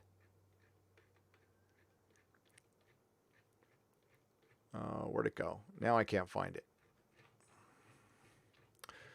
Un momento. I know the quartering tweeted it. Oh my God, what is that?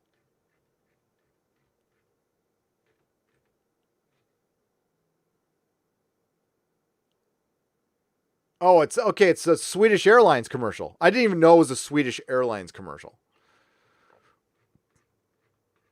Yeah, I would sell my stock too in that. That's like the European Gillette commercial. What just happened there? Here. This will probably be easier to do.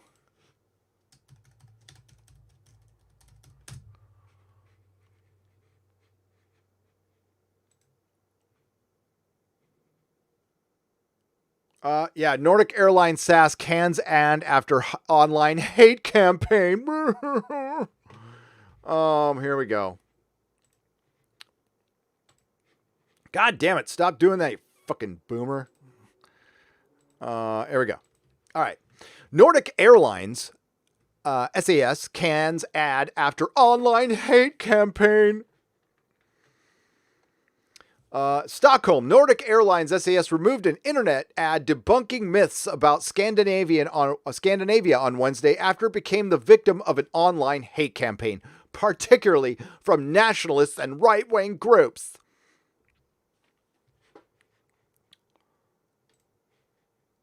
Just to make something clear, I'm not right-wing.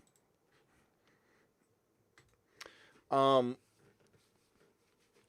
airline commercial was What is Truly Scandinavia sought to extol the virtue of travel by showing how aspects of the region's culture, from Swedish meatballs to Danish pastries to parental leave, that is a fucking leap. Okay, from Swedish meatballs to Danish pastries to parental leave, all came from elsewhere originally. What is really Scandinavian? Absolutely nothing, it said. In a way, Scandinavia was brought here piece by piece by everyday people. We found the best way home. Yeah, I don't know where the commercial is. That's not it. Yeah, if you need to, maybe one of the mods can find the commercial.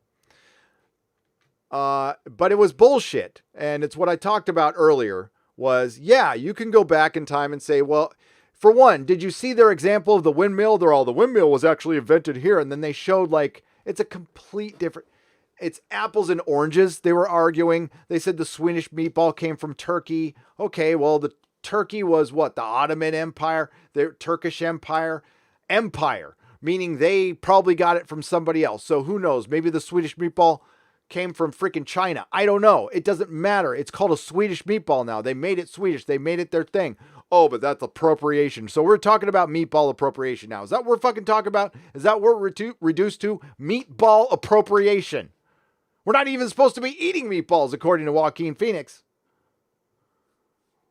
Fuck, it'll never fucking end unless we end this shit. And yes, is it a hate campaign to hate being fucking annoyed by a bunch of pretentious fart sniffers? Yes. Fuck these people, man. I'm so sick. It's right wing. Apparently, criticism is right wing. Apparently, Discord is right wing.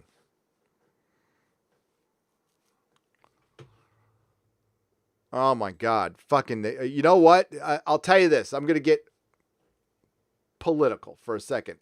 Left, you're losing people left and right. Keep doing what you're doing. There won't be one left. And we need one. We need to have choices. We need to have both sides. We need extremes. We do. But they should not be fucking controlling. The extremes shouldn't be controlling shit. They can influence, but they can't control shit. We need sides. We need choices. But things have gotten a little crazy. A little off the rails. Reel it in.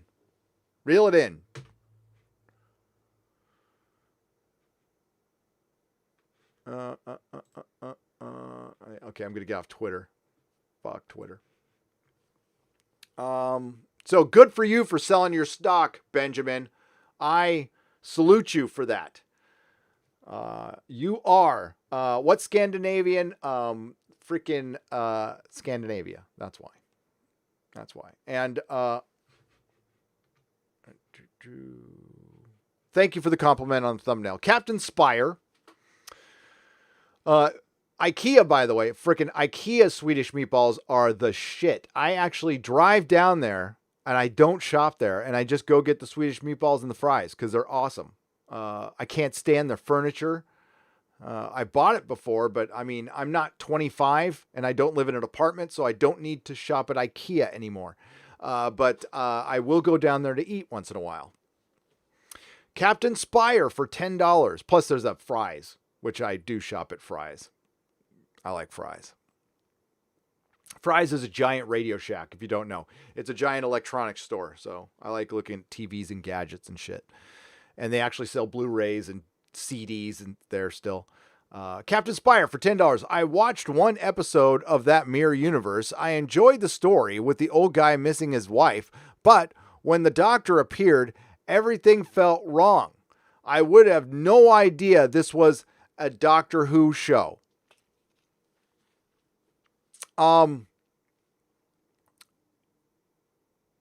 So I watched one episode with that Mirror Universe. I enjoyed the story with the old guy missing his wife. Which one? But then the doctor appeared. Everything felt wrong. Oh, okay. No. You're watching It Takes You Away. Captain Spire, you saw It Takes You Away. Took me a minute to get there. That was, you mean the guy whose wife died and he left his blind Asperger's daughter to fend for herself while he went over there and visited his wife, leaving her behind because he was a stupid white male. I freaking hated that episode.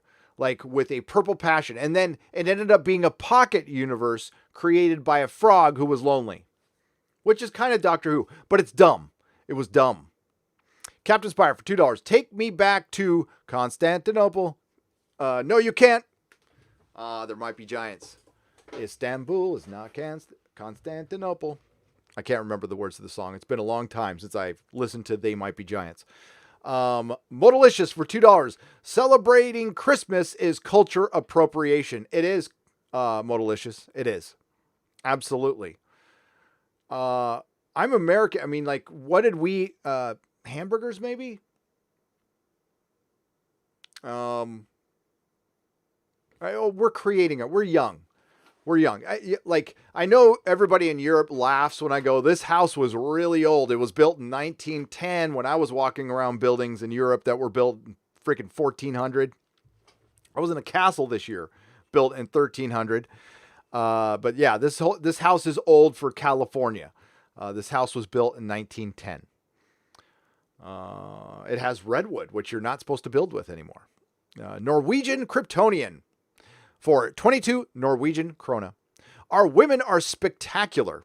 Scandinavian. Oh, yes, they are. Freaking spectacular. Like, yes. What's Scandinavia? Scantily clad Scandinavian women? I don't know. Bjorn. Oh, we're hearing from him today. We're hearing from him. Represent Bjorn for 50 Swedish krona. Scandinavian Air Systems, SAS, airline. Don't book flights with them. They hate Scandinavians. Hail Gary in the chat. You heard him. You heard him. Yeah, that ad was really, you want to talk about, I understand what their point was. The problem is it's the same thing with Doctor Who. That ad was the same thing that's going on with Doctor Who, is you can have all the best intentions, but your partisan agenda just bleeds through.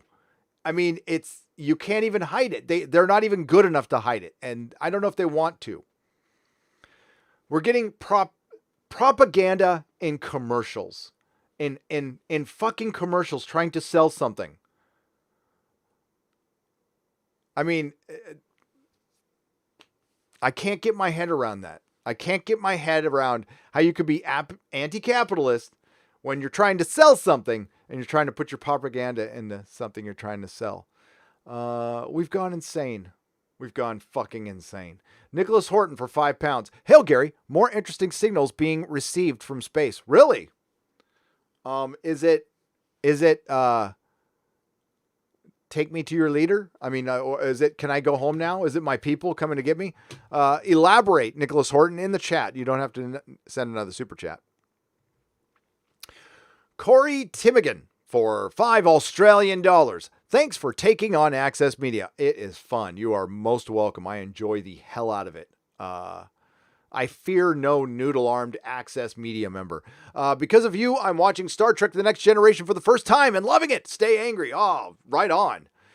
Yeah, go back. The one good thing out of Picard, I will say this, is I've gone back and watched Star Trek The Next Generation episodes, and apparently more people are doing it too. That's good. Go watch good Star Trek. Watch it on Netflix, because that doesn't help CBS. Watch it on Netflix. Even Hartnell's Who would have been very British, who was very British, would have said, yes, I can imagine it would scare you. Yes, yes, indeed. Yes, that's all the doctor needed to say. Nothing is not the wrong. You know what? You go, it must be scary. It must be horribly scary. I have no idea what it feels, Graham, but Graham, I'm here for you. Boom, done. That's what most people would say. It's like, it must be, you acknowledge, and then you acknowledge that you don't know what it feels like, and then you just say, I'll be here. And that's a clear message going, listen, I don't know what else to say, but even the most, and for one, if she's socially awkward, why does she have more companions than anybody else? How does that fucking make sense? If you're socially awkward, you would have one companion. Socially awkward people do get close to like one person who can somehow, I don't know, the personality types match. But a whole group of people with a socially awkward person. Huh? Oh yeah, it's dumb writers. Cracklin for $4.99. Gary, what's on your shirt? Also, I'll just keep working on that thing I was working on. Yes, please do. I will get to you. Tomorrow. I've got a bunch of stuff to do today. I've got a whole stack. I've got 2 videos to make. I've got to do my taxes. I don't want to bore you with that shit. I got to deal with my mom. I got a lot of crap going on right now. And none of it. And I've got to try to focus on this channel because it has to keep going. And I have to focus on the important stuff. Cardinal Sin for $1.99. Hey, Gary, check your email on Don Ecker for Thursday. I will check it when I get a chance, Cardinal Sin. You don't have to send super chats, man. Thank you. I appreciate that. But yeah, Exozone is tomorrow. I'm worried about today. Yeah.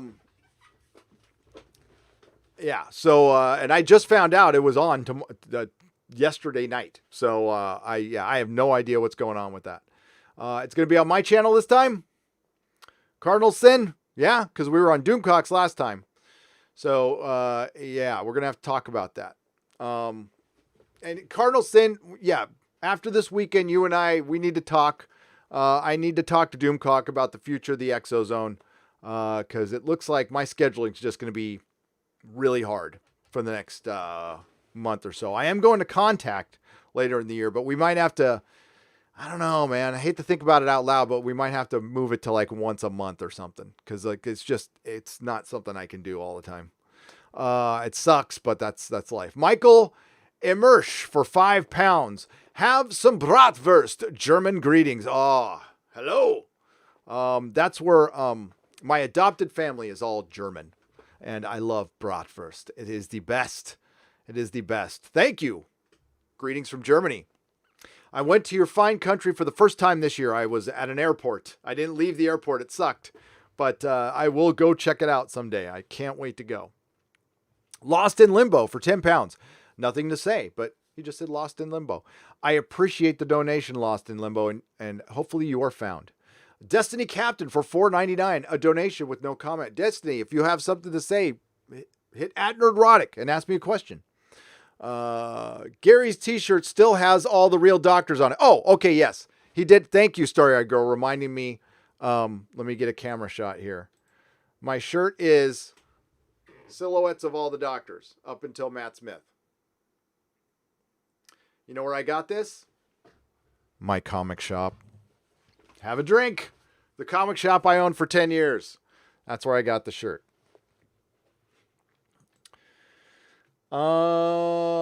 Robert Maxey for $2. Hey, Gary, have you seen the Reprisal on Hulu? I have not. What is Reprisal? What is Reprisal?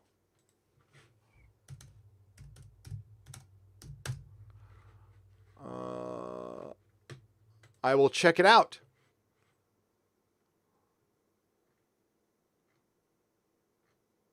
It's got a good poster.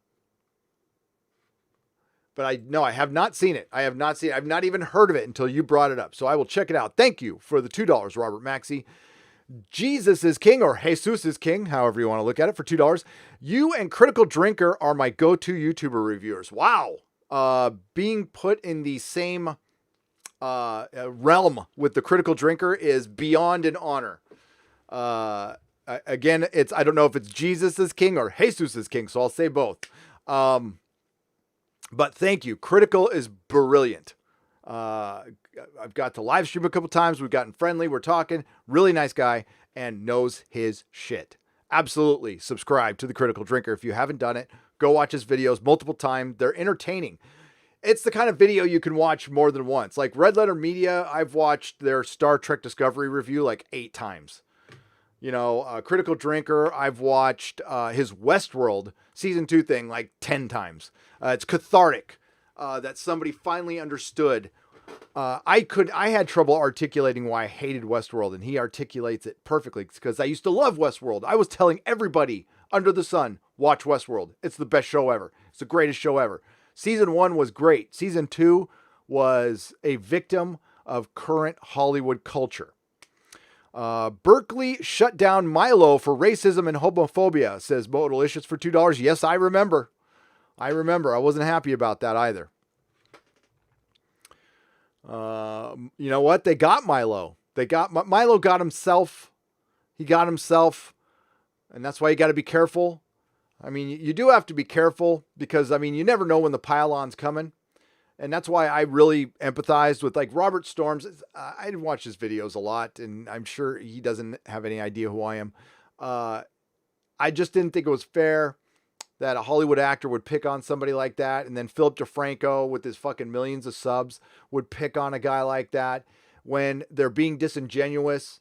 And because he's just being a fucking fanboy. I'm not saying he was articulate. I'm not saying, honestly, dude, his take was just, I don't see anything wrong with it, honestly. I heard Parasite is a great film. I have no real interest in seeing it, but I heard it's a great film. I wouldn't besmirch it in any way, but I can totally understand what he's saying and him rooting for the Joker to win because a comic book film winning Best Picture means a lot to comic book fans. I don't know why. I mean, I give a fuck about the Oscars, but it means a lot to comic book fans, and it would have made a ton of them happy. Believe me, I was there when Dark Knight, it did. I think it got nominated for Best Picture, right? But it didn't win. It deserved to fucking win, and it didn't, and it was bullshit. But I was also there when, fucking Fellowship of the Ring and Two Towers, which are arguably better than Return of the King. I don't know. I like it all. They should have won Best Picture too. And that's Hollywood. They're stupid. And they give it to picture. I mean, like, nobody's going to remember Parasite. Nobody. Zero. 10 years, nobody's going to. It'll be a trivia question. But if Joker won, everybody would have known. And that's his argument. Best Picture should be timeless classic. Timeless classic. Parasite, at the very best, because it's a foreign film, unfortunately, will be cult. It'll be cult. That's it. But it's very of its time, I heard. I have to see it. I heard it's really good. So maybe it will stand the test of time. I don't know. I can't judge that. But Joker will. That performance will be remembered forever.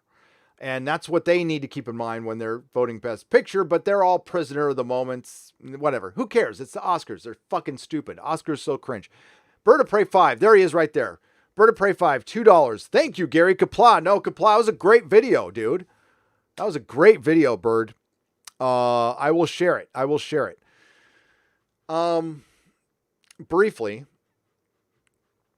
So our Hollywood heroes and our BBC heroes are failing. And the reason they're failing is not because of the actors necessarily. It's the writing and the producers and the agenda they're saddling these women with when they put them in these lead roles. Now, Jodie Whittaker is a champion of this stuff. And quite frankly, Margot Robbie, who was good as Harley Quinn, is a victim of her own her own fart sniffing. If you go to the Midnight's Edge video, it was her idea to have a bunch of girls together in a violent movie that's rated R. It was her fucking idea. She was the producer on that film. Here's the biggest difference between Margot Robbie and oh my God, why am I blanking on his name? This sucks. God, I hate getting old. Hang on. I want to get all my information right here. Okay. So they wanted Birds of Prey, Harley Quinn and the Birds of Prey to be Deadpool. And as I stated in my video, I was wrong about one thing. But Hollywood sees things very simplistically. So Deadpool, sassy fourth wall breaking hero, rated R movie, cussing, $1 billion. Okay, so all we need to do is have a hero being violent and cussing and being a little sassy and make it rated R, and we'll make $1 billion too. And now the Joker, believe me, the Joker's going to spawn, like, we're going to get a supervillain and we're going to make it a period piece and we're going to limit the budget and we'll make $1 billion too. They don't think about the director, the character, the nuance at all. They're just, Hollywood's generally stupid. I mean, collectively, it's fucking stupid. They're dumb. And they only succeed is because they're talented, but they're not smart. So we get thrown, out of 100 movies, we get a good one. Okay, great. That's not a very good fucking percentage. If they took the time, put the coke down a little bit, and the hookers, and listened to fandom or did their research, they would be so much better off. And as the super chat was brought up earlier, and listen, they don't need to talk to me or a freaking YouTuber. I know, like, a lot of YouTubers, well, yes, they should talk to me. No. When it comes to fandom, okay, not creative, there's two different things. You should find collectively people who are fans of the work first, because fandom is immersion, and you can't really teach immersion in a short amount of time. Sometimes, Harv Bennett's the great example that Doomcock brings up. That's an anomaly. Usually it's best to go to a fan. Now, when it comes to selling things to fans, you do not ask a creative. Sorry, he's the last person you need to ask. I've always been a champion of you talk to retailers. Now, in the 80s and 90s, we had video retailers and record stores and toy shops. Yeah, you talk to those people. Right now, there's not much of that left. And honestly, if you can find a non-socially awkward comic shop owner, that's who I would talk to, because they talk to a fan every single day and they hear everybody's opinion. Day in, day out. Comic shop owners usually work 6 to 7 days a week, and that's all they do. Comic books, fandom, pop culture, 24/7. The job doesn't stop. It's fun.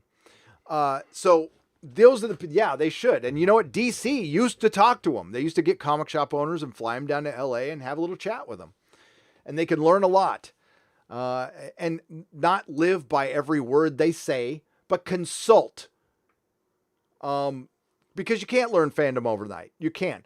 But as I said before, that Robert Storm's reaction on Twitter was the best example of the demarcation, the line between normies and fanboys. Fanboys completely understood what Robert Storms was saying. We did not need an explanation. I went, yeah, duh. So what? Now, a large portion of the Twitter blue checkmark mob shitheads just wanted to call somebody an istrophobe. Okay? And using Robert Storm's own words, I'm not a racist. My ex-wife is Jewish. It was funny. But as I was saying, but he was just a fanboy, an inarticulate fanboy. That's why his channel has some growth and people like him, because I tell you, at the comic shop, I had like five or six people just like Robert Storms shopping at my store. They're everywhere. Every comic shop has a Robert Storms. They're harmless. They're completely harmless. They're really, really passionate fans who, are great customers to have. They'll talk your freaking ear off, and that's fine, but they'll come in and buy comics, and they actually give a shit. So, but, empathy is a word that blue checkmark Twitter's not really aware of, and, that's why it's such a shit platform. I'm sorry. It's like, it's such a waste of time. It's nice. I've got 15,000 followers.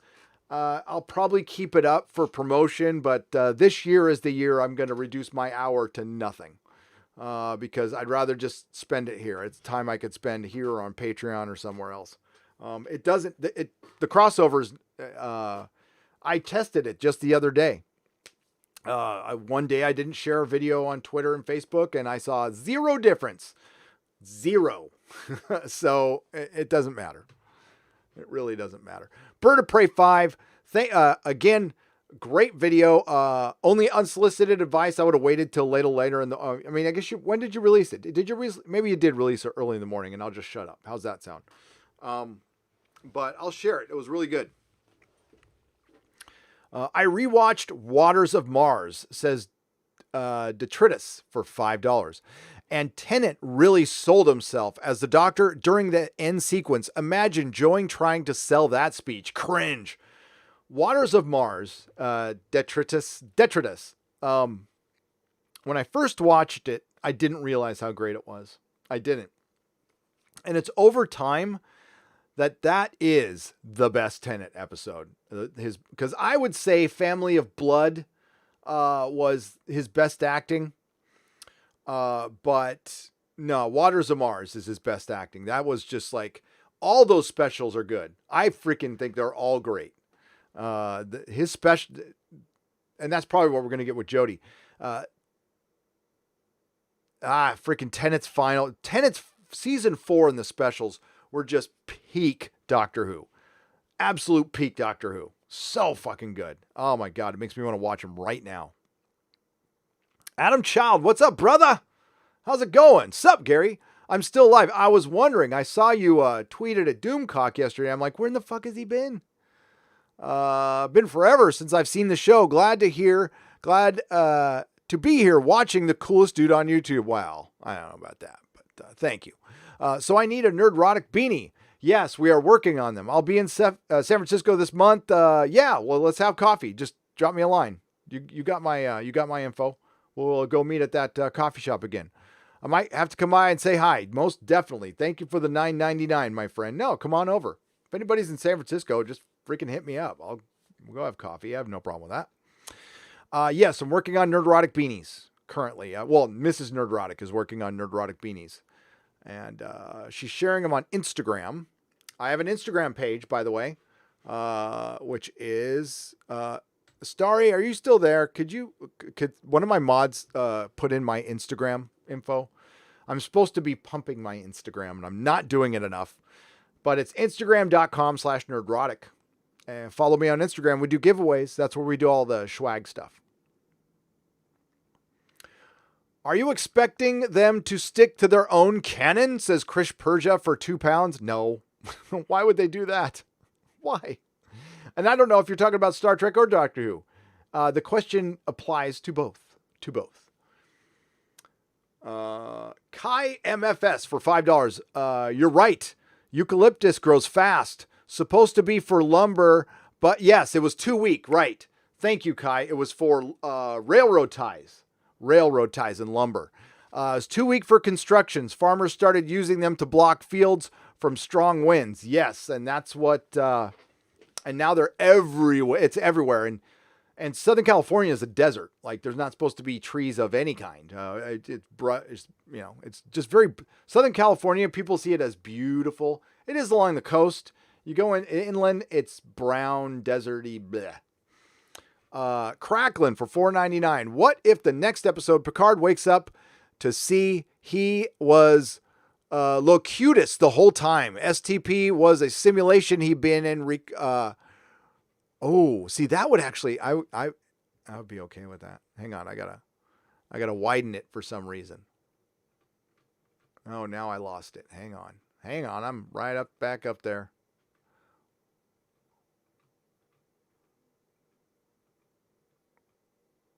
Why did it jump? It jumped hard on me, folks. Hang on. Okay, what if the next episode Picard wakes up to see he was Locutus the whole time? Star Trek Picard was a simulation, and he's being rescued by Riker and 6 of 9? 6 of 9. That would take away too much stuff, though. Well, no, wait. No. See, if they made it a simulation where he got re-assimilated in Star Trek 2, yes. Or not in Star Trek First Contact, yes. Although it would take away generations. I'm going to go with that. It'd take away generations, but it would take away all the later seasons of Star Trek Next Generation. That's an interesting concept as like a what if alternate reality story. I think that'd be really cool. Cracklin. Eric K for $4.99. Gary, eucalyptus was brought to California for firewood and building. Unfortunately, they brought the wrong type. It's every place now. It is. Diversity in Comics Bear for $19.99. Show me on the Diversity in Comics Bear where the SJW touched you. The entire purpose of bringing back our beloved franchise has been to use them to prop up woke propaganda. Skywalker's Picard, the Doctor, they were always woke soldiers all along. Destroy our mythos in an instant, baby. Oh, they will. They will. That was the intention. They're just they're bullshitting us. When Picard and Kurtzman were announcing Picard and they're like showing all the reverence for the next generation and telling the stories of how Next Generation inspired people to become scientists and astronauts, they were going to make that. Kurtzman couldn't inspire. He only inspires me to puke. That's about it. Hail, Gary, did you see Doomcock's video on Kurtzman losing it over YouTube? Asked George Forrest Jr. for $4.99. Yeah, I did. I watched all of Doomcock's videos. His previous one, I didn't get the notifications, and I let him know.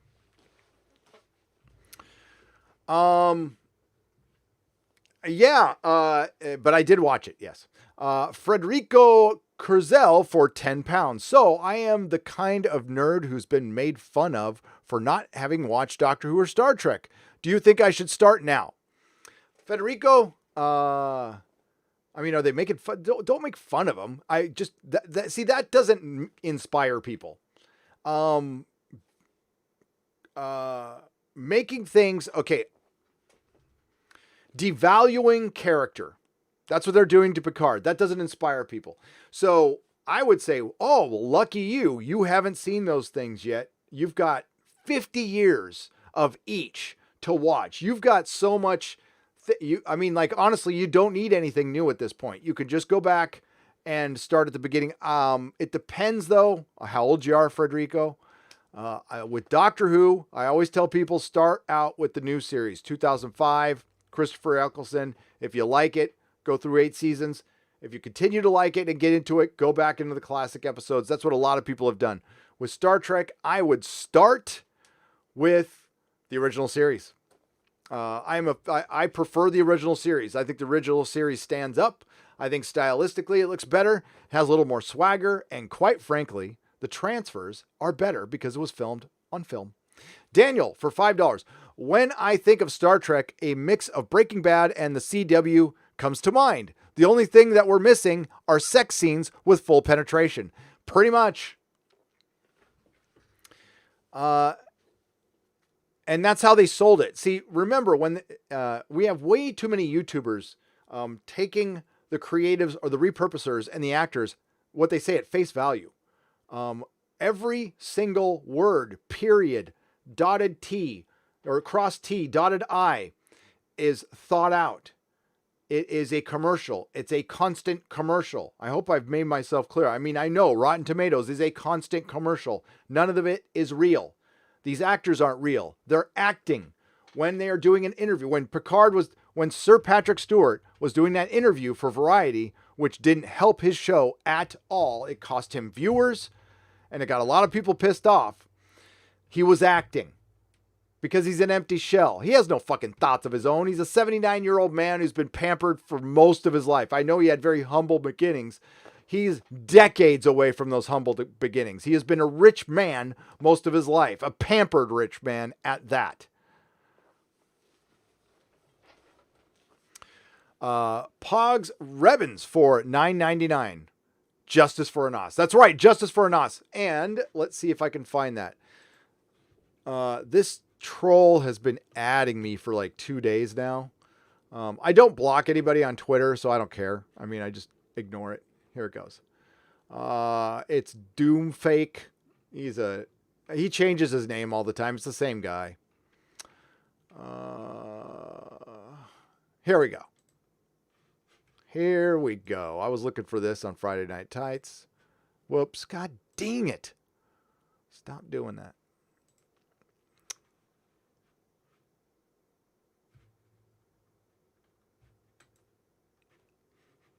Whoops. There we go.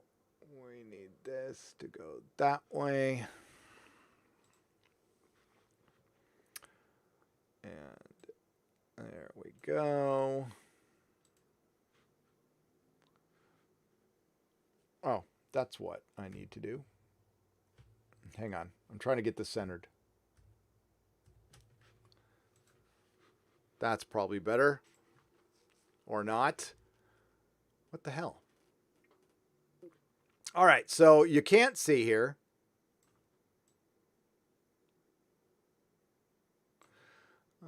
Window capture. There we go. How's that? Okay, so I keep doing that. That's for real, folks. And speaking of Justice for a Nos, if it was just this, I wouldn't have a problem. But with Star Trek Discovery, especially season 2, they copied Marvel. They copied freaking The Matrix, Terminator, 2001: A Space Odyssey, Star Wars, Battlestar Galactica. I could go the Orville. There's an actual Orville scene. This with Star Trek Picard in 3 episodes, we already have Serenity, Firefly, Terminator, The Expanse. They're really copying the Expanse in a lot of ways.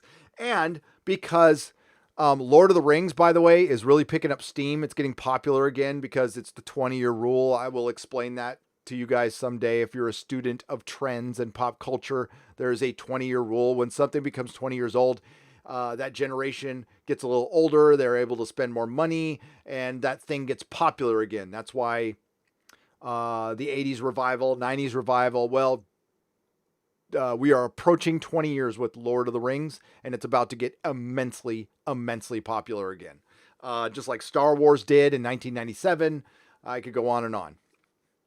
This is what happens when you're a geek. See, I used to do this shit on my free time. I still do it on my free time, but I have not changed from 20 years ago. I just have somebody to talk to now. I'm always like this. So look at this shit. He's called Elnor. But I'm sorry, I'm gonna have to embarrass because like he's been calling out the fandom menace left and right, and it's just we're gonna go to the comments on this. Okay, we're gonna go to the comments on this. Usually I don't do Twitter stuff, but okay. So right there we said, so we have been reduced to judging a character based purely on superficial traits. Romulan, long hair. Wear something the same color as an elf. Must be a ripoff. We have not seen one thing about his character. Hate him before you get to know him. Have fun with that. I don't know exactly what he's referring to. It looks like I think it's more to do with judging the writers at this point. This isn't the third season. So yeah. So we don't hate the character, Anti-Trekker. Elnor might be the best character in Star Trek Picard. Does that excuse the theft? One does not have to do with the other. So if it's a well-executed character, well, it's fine. It's fine. No, there's no creativity with these writers. It's hard for us to see something like this and not say something based on past work, based on priors. Anti-Trekker, I seem to remember a live stream of you pointing out all the times Star Trek Discovery writers, you invoking the name Alex Kurtzman over and over again, that these people were ripping other people off. I think we're all looking for consistency of argument. If you like Star Trek Discovery and you like Star Trek Picard, I have no problem with you. That's a consistent argument. That's a consistent argument. But if you're here to fucking tell me that there's not similarities between Picard and STD, I question your motivation. Openly, I question it. Star Trek Picard is not a good show, in my opinion. It's not a good show because it's not well executed. The writing and the dialogue specifically, plus the scenarios are nonsensical and they're throwing too much in. If it was just the synths or just the Romulans, but it's the synths, the Romulans, the Borg, it's like everything. And Section 31 is going to be involved again. I've seen this before. It's JJ Trek. I don't like the style of it. I don't like the fucking lens flares. I don't like the camera constant motion and the fucking Dutch angles. I'm sick of that shit. But more importantly, it's just dumb. It's just dumb. And, just compare it to an episode of The Expanse. Watch a Picard episode and watch The Expanse episode. Intelligent television, characters I give a shit about, and a bunch of actors speaking lines, but not convincing me that they're their character.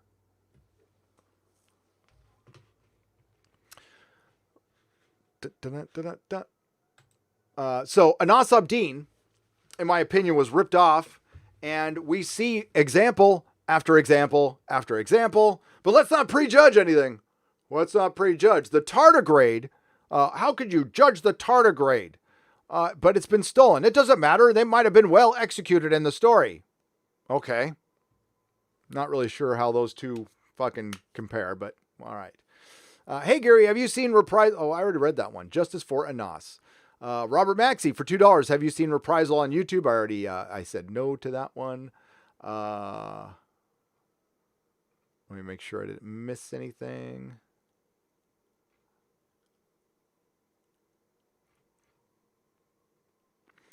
Daniel, thank you again for the $5. And we have Mr. Demento for $5. I wonder if Kurtzman knows who Reginald Barclay is. Yes. Also, I want to know if the laws. I want to know what the laws are in the Federation about AI with holograms. That's what I need to know too. And I can't believe, and nobody asked the question. There is no difference fundamentally other than physical from an AI hologram and an AI synth. Actually, the hologram is more dangerous. It's way more dangerous because the synth was just a drone, basically. The hologram had a personality, and it can get closer to you, and it can still pick up solid objects, and it makes no fucking sense. They'll explain it away just like they did in Star Trek Discovery. Remember, Star Trek Discovery promised it would make sense that Spock never mentioned Michael Burnham. Well, it'll absolutely make sense and it'll fit in the canon. They made it classified. That's it. Classified. That doesn't make sense at all. So Spock really didn't trust Kirk or any of his friends, and he never spoke about it again because he was closer to Mikey Spock than he was to any one of those people. Robert Maxey, welcome to the Jaloja level of our membership. I will do a live stream in a couple weeks just for the members. Thank you very much. Mr. Roboto for $2. Is Harley Quinn really for hairdressers looking shaggy? Who's looking shaggy? Harley Quinn? Yes, it is. It is. I don't know if I elaborated on that, but the way the style, everything stylistically, the costuming and stuff, it's almost like it was made exclusively for hairdressers. Yeah, if you know the culture, and yes, there is a hairstylist culture.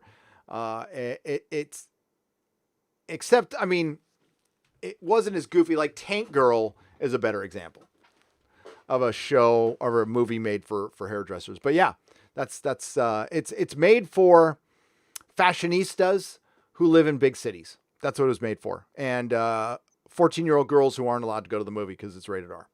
What do you think of the old show Fringe? Think both Abrams and Kurtzman's worked on it. I kind of liked it. North Strider, I did too. It tailed off at the end, but it's probably the best thing that they've done on television. But Kurtzman was working with Orci at the time and J.J. Abrams. Roberto Orci was the better writer. It's clear. But Kurtzman was the more manipulative. That's my guess. Mark Olive for $1.99. Stewart was 47 in season 1 of TNG. Will Wheaton is 47 now. Yes. Yeah, people are aging slower, or I don't know. Hey, William Hartnell was 4 when he took on the Doctor. I'm 50. So he was 4 years older than me when he took on the Doctor. He looks like he's 72. So yeah. Mr. Roboto, you should get a signing booth at the Boys panel. Are you in the Boys? I am not in the Boys, Mr. Roboto, for $5. I have not been asked, but I'm available for a cameo. Derek Robertson. No, I love Derek Robertson. Robert Morgan. It's good to see you, Mr. Roboto. Long time no see. Robert Morgan for $1.99. Super. He just says super. Oh shit. I almost knocked all that over. CMA 454 NS $10. If you ever have the time to do some reading, I really recommend The Burning City by Larry Niven, Jerry Purnell, Post-Atlantis Fantasy, written by 2 hard science fiction writers. Ooh, The Burning City. I will check it out. Time for reading will be in my retirement, my friend. Sassy Marie for $5 sends me a little cat going like that and a little emoji. I like that. Thank you. And obviously a cat fan. Thassio for $1.99. You Don. Okay, I'm trying to work on the language here because I got the letter Y. So it says, why don't you other YouTubers unite and make a review site? I would, it's a great idea in paper, never happened. And I'll tell you why. I mean, I would love to, but too many egos. There would have to be a leader. And when you have a bunch of alphas, it's hard to pick a bunch of leaders or a leader. And the review site, I mean, it's been done and it just never works. It never works. Uniting, I think the Fandom Menace has been so unique in this. It never became organized. And the minute it does, the thing is, when something becomes organized, then you have to start gatekeeping. You can't bring everybody in because it's a business, blah, blah, blah, blah. That's what's been great. There's been a ton of unity in the fandom, and it's not with everybody. Okay. There's been upset people. Certainly have for a myriad of reasons. Some are valid. Some are completely fucking up their ass wrong. And, there's nothing you can do about it. People are people, but it's just been a hashtag. It's been fun. And we've been, a lot of us have been close for a long time. Listen, I watch YouTube just like you do. I've seen shit fall apart, and it falls apart because of egos and money gets involved. And like, that's the shit I'm going to stay away from. So I'll live stream with people. I'll bring them on my channel, but going to business with other people, no way. No way. I did that at the comic shop and I regretted it. And it's not like other people are bad and I'm great. It's not like that at all. It's, we all work differently. We all have different expectations. They're not always going to line up. And anytime money breaks up families, what do you think it's going to do to YouTubers? But it's a nice thought. It would be great. I like it here though. I like it here. I do. For as much shit as people give YouTube, I have had little to no problems with them at all. But other people have, and I will always help other YouTubers though. I will always be here, if you're a YouTuber out there or content creator, whether you agree with me or not, like if YouTube, like if you get like something random happens to your channel or you get shut down, reach out to me. I will help you in any way I can. Because we are all in this together. Well, most of us are. Some of us are not. Some of us just want to destroy, which is fine. I don't want Hollywood destroyed.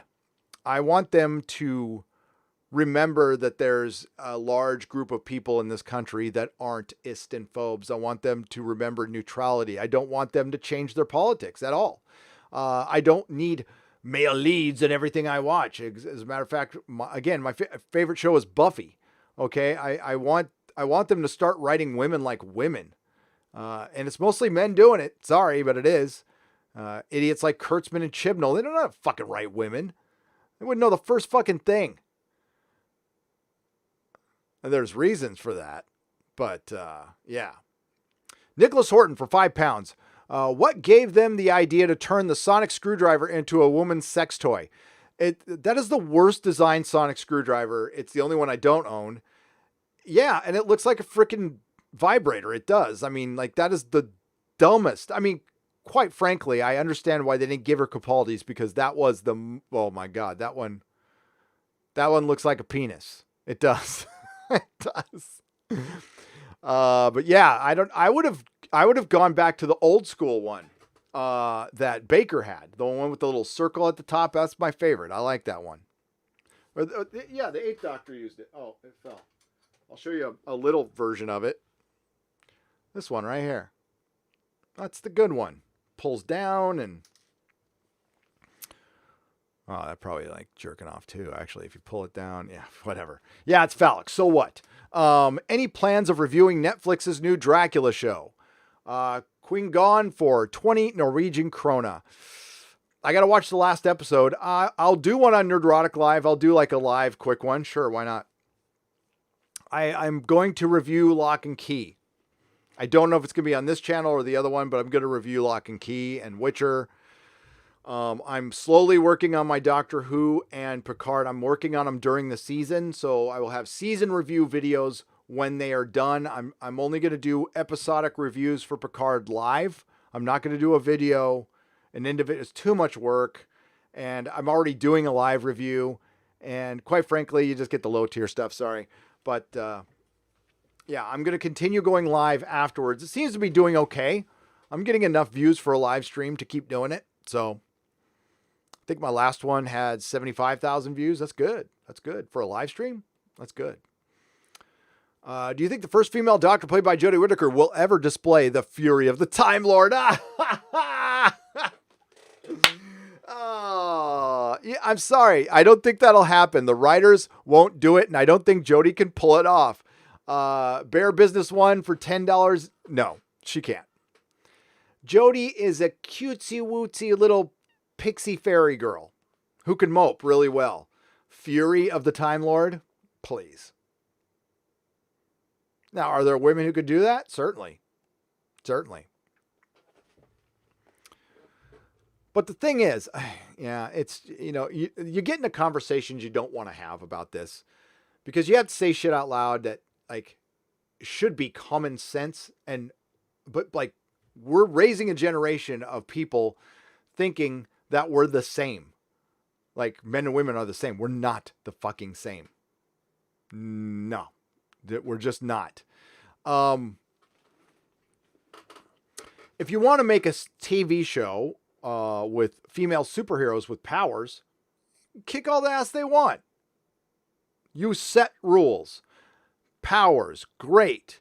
But if you want to have like the Birds of Prey, who are, one of them had superpowers. One. And she only used it once. And her superpower is not super strength. You can train all you freaking want. Size matters. Size fucking matters. And while a little guy can destroy a big guy who's been fully trained and stuff, as long as that big guy doesn't connect just once. Because if you've ever been in a real fight, which I think few people have, I mean, there used to be a time when I was young, every kid got into a fight. Like every kid, you got into a fight, period. And now they're like, it doesn't happen. I think that's kind of a bad thing. Because, if you've ever been in a real fight, so man or woman, if there's a 50-pound difference, that could get you killed. If there's a 100-pound difference, that'll really get you killed. So if somebody who is 300 pounds hits somebody like Ruby Rose, good kill her. I don't care how much fucking armor she's got on. And if I've been hit by somebody who's much bigger than me. It really hurt. And when I woke up a couple hours later, I was missing teeth and orbital bones were cracked. And yeah, so it's not fun. And you don't fucking get up. You don't. 200 watt studio for $2. Ghost Rider, a janitor. Oh, wait, not Finn enough. 200 watt studio. Exactly. Great point. So with Ghost Rider, they made the Latino is ese.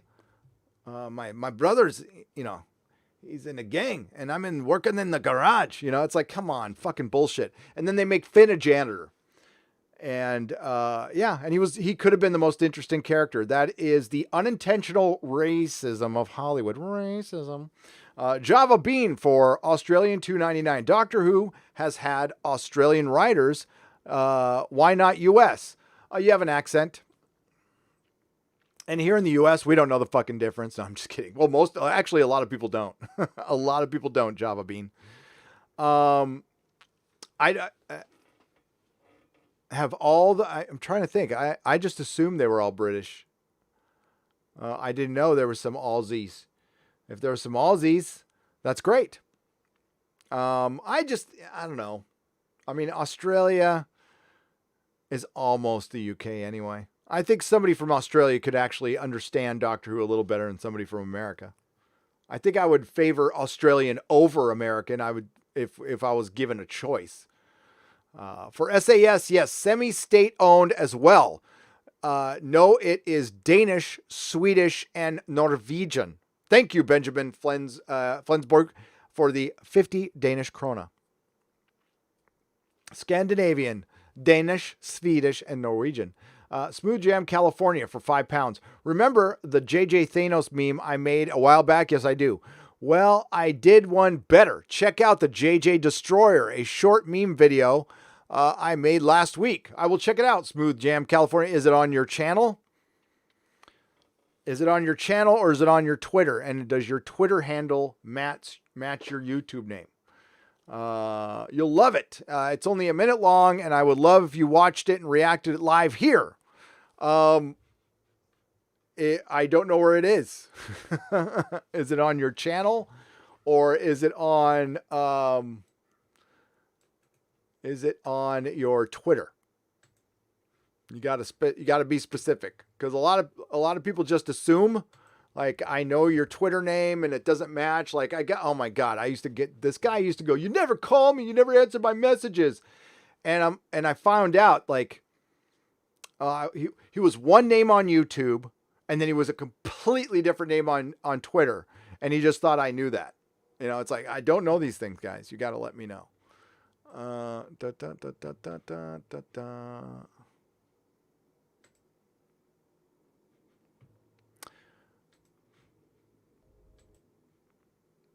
Yeah, I can't do that, buddy. It's got a clip. That's got a clip from the movie in it. So, yeah. So, and that's why I don't rush to show a video or anything. Cause, you gotta, if there's music or if there's anything that can get me copyright struck, nah, I'll check it out on my own. Thank you, Smooth Jam California. And if I like it, I tell you what, I'll share it on Friday Night Tights. Is that fair? We could share it on Friday Night Tights. All you have to do is come in the chat. You don't have to send another super chat. You've already sent one. And remind me in the chat, remind my mods, and we'll show it on Friday Night Tights. But I need to preview it first, and I can't do it while I'm live. I'm sorry. Watcher7180 for $2. I'm left, but I don't agree with the woke culture. Exactly, my friend. That is, you know what? That's speaking, they talk about speaking truth to power. There's also calling out your own fucking people. And that's what needs to be done right now, because there was a time I agree with the right on a lot of shit. And I agree with the left on a lot of shit. I don't lean any other way, but I feel like the left, I think we're losing the left. We are too extreme right now. And I know there's a lot of my friends on the left who feel the same way you do, Watcher. We just are tired of woke culture. Okay, we're not against people on the left or right. They still love their country, and we're seeing people on the left who don't love the country, who fundamentally want to change it. I got a problem with that, because I like this country. It's not perfect, and it won't be for a long. What Michael Chabon said, we are not perfect. We are going to get there. Progress, not perfection.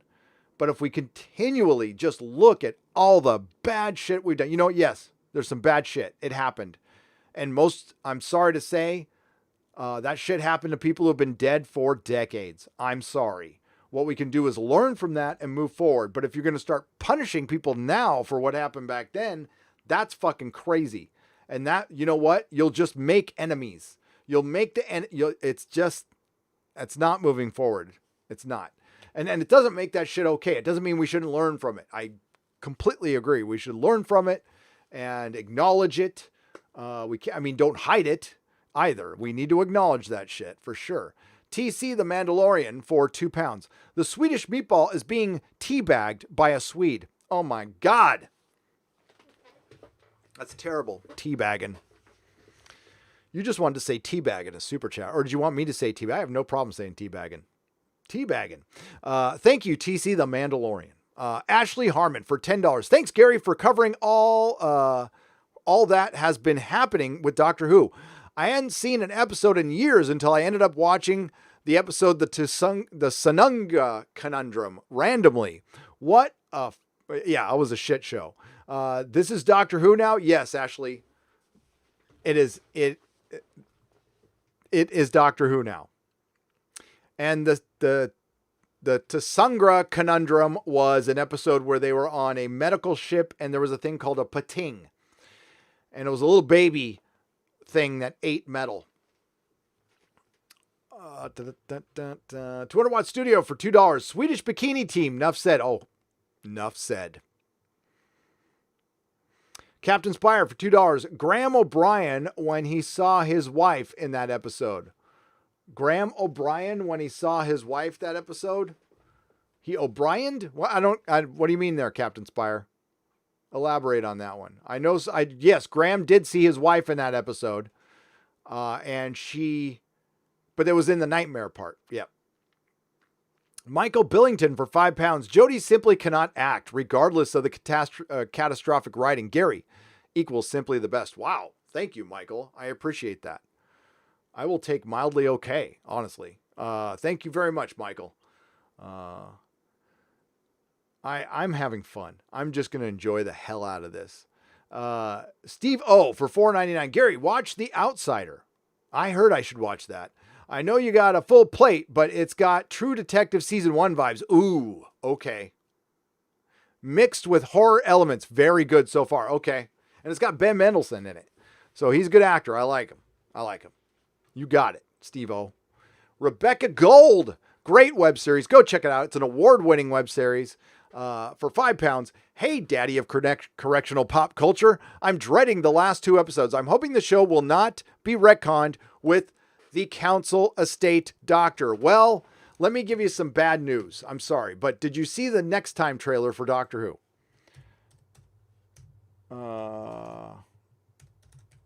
It's bad. It's got bad news in it. And I will show you. Here we go. See that right there? Okay, I can show some of the trailer I got. Here, we're going to go back here. Right there. Let's look at that again. And what's still to come will change everything. So what do you think is going to happen? And if you're not aware, there is a rumor out there that was passed to me that had mentioned that there would be essentially another female doctor, and it would be the doctor will have originally been female. Okay. It was a very generalized rumor, so it could be applied to a lot of things, but it was insinuated to me, more importantly, that the doctor would have originally been female. Okay. This is something people had guessed before, from my side, mostly in jest. We were joking about it. Like, they'll fucking fuck with the canon and make it originally female. Ha ha ha. They would never do that. Oh, fuck yeah, they would. Hell yeah, they would. So, oh my God, has that thing been off that whole time? That's terrible. That's all right. I guess it could be worse. There we go. So it looks like they might do that. Now they might hoodwink us. They said it's not so the first female doctor of color played by Joe Martin, and the first female doctor played by Jodie Whittaker, might not be the first female doctors. There might be another one, or the first female doctor of color played by Joe Martin might be the first doctor. So, we'll find out I don't think we're going to find out this season. I think we're going to find out one piece of the puzzle, but the other doctor is not from another dimension. It is from the first female doctor played by Jodie Whittaker's past. So it has to be either like a war doctor where it slipped in between 2 and 3, which a lot of people are speculating for what reason. I guess the look of the TARDIS. And she didn't recognize the Sonic. So yeah, it'd have to be before 3.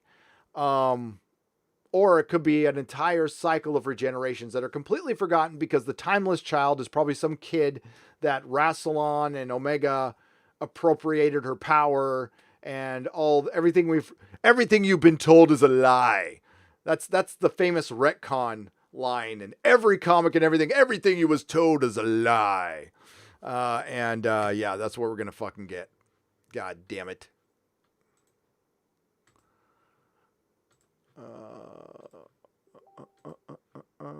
Just closing out some windows here. Okay. Yeah, I'm sorry, Rebecca Gold. That's what it's looking like right now. It's not looking freaking good. Not looking good. KJ for $5. What will Chibnall be remembered for besides his first female doctor, first black female doctor? First doctor was actually a woman after all. Destroying Doctor Who, KJ. Destroying Doctor Who. First white male to destroy Doctor Who, Chris Chibnall. Ryan Lands for $5. Have you seen the trailer for The Hunt? Yes. It's about a liberal elites kidnapping people and hunting them online. Is white people were the worst. Yes, and this is written by Damon Lindelof, who wrote The Woke Man. My name is Damon. Yeah, Damon's a freaking hack. Gary, when is Clownfish TV going to be on your show? Asked Adam Child for $2. When I ask him, probably. I haven't asked him yet. I need to ask him. We got Robert Meyer Burnett coming on this Friday. I would say, I'll shoot him a message and see if they want to come on a Friday Night Tights maybe in the next couple weeks. How's that sound? That'd be fun. I like those. Those are good peeps over there. They're a good channel. Subscribe to Clownfish TV. Frieder Helm for £10. Hi, Gary. Glad to catch you live. Love your channel. If you ever come to Germany, visit Heidelberg.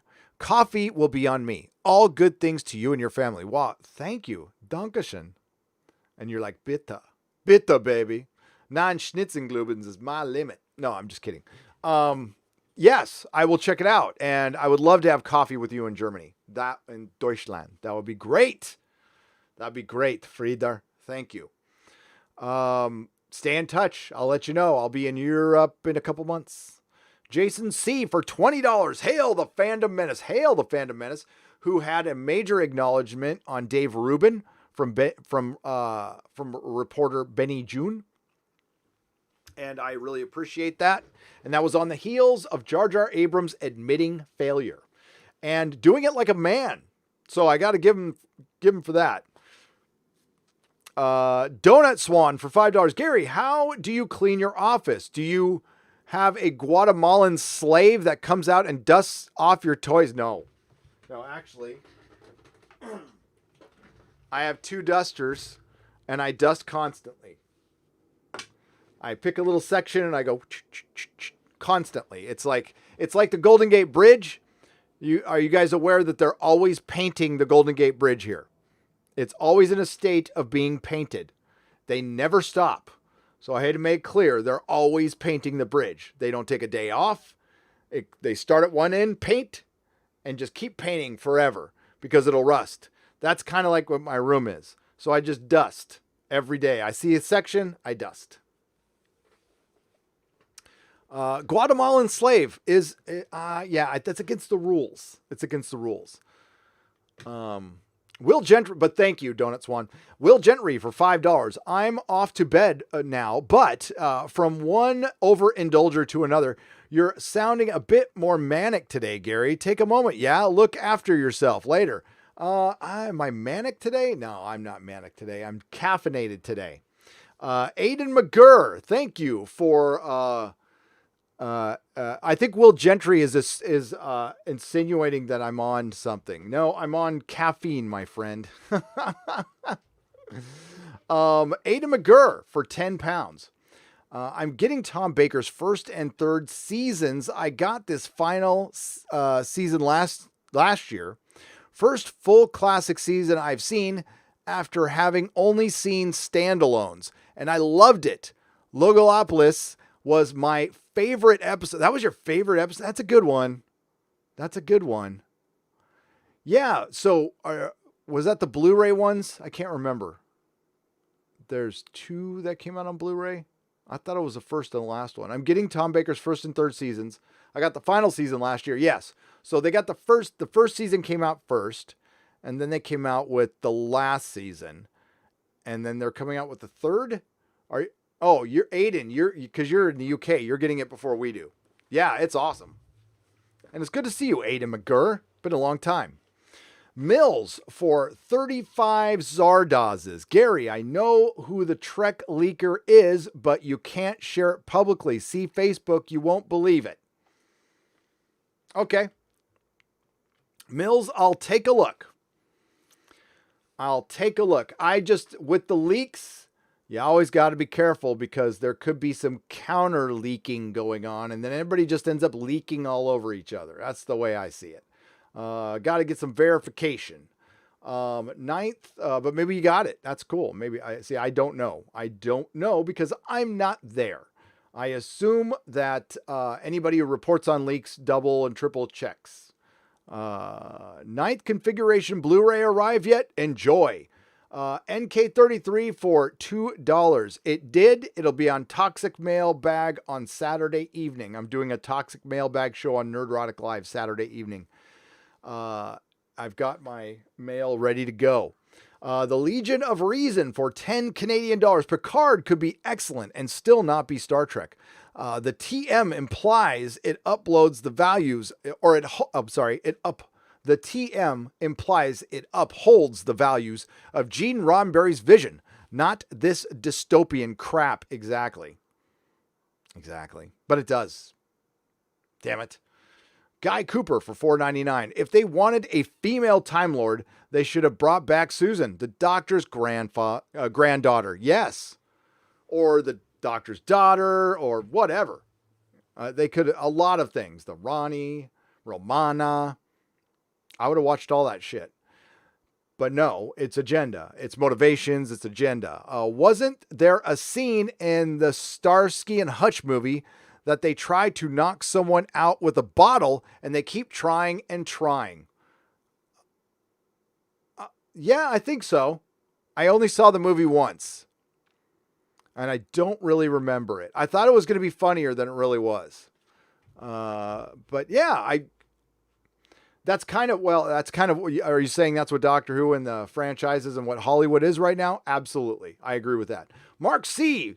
Bad Robots Star Trek Into Darkness says you can transport from Earth to the Klingon Empire. Why does the Federation need a fleet of ships to evacuate Romulus? Story-wise, this show shouldn't exist. Mark C, you're absolutely right. For $10. Thank you for the $10, Mark C.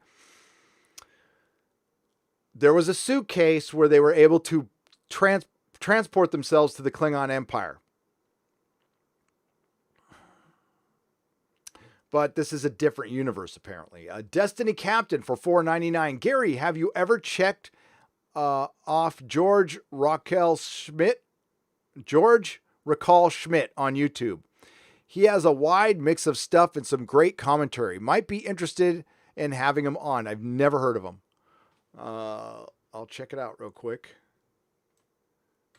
I've never heard a lot of people on YouTube though. So, I mean, that's not an insult or anything. I've just never heard of him. I will look real quick right now.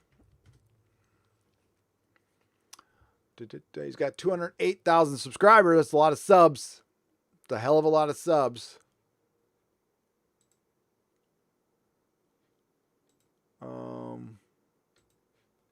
Yeah, I'll check it out. It looks interesting. Looks very, very interesting. Oh, he's closed captioned all his stuff too. I really should do that. I should do that too. Okay, thank you, Destiny Captain. Yeah, I'll check that out. I got it bookmarked. I subbed. Force Ghost Jeremy for £2. Have you seen the story about Joe Hill and Doctor Who? Yeah, I talked about it earlier. That was messed up. That was fucked up. Absolutely fucked up. They could have been nicer. I mean, I agree that an American, I don't know. Americans shouldn't run the show. But they can. I think they can write a story. I think that's okay. And for the BBC to say that, wow, not a good look. Do you feel nostalgic for Star Trek Enterprise? Andrew Fisher, £2. I don't know if I feel nostalgic for the old show, but I respect it a lot more now. And I would rather watch it than any of this shite right now. And season 3 was really good. Season 3 and most of season 4. Thank you, Andrew Fisher, for £2. KJ for $2. Retracted message. Oh no, I'm sorry if I didn't get there in time. My bad, KJ. I apologize. James DeGray for £5. Hey, Gary, longtime lurker and a fan. Can I get a shout out for my first attempt at YouTubing? A war games channel called Scruffy Crow. Certainly. Let's go check it out.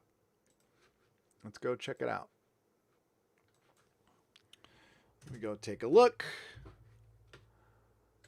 You got 49 subscribers, and it's a war games channel.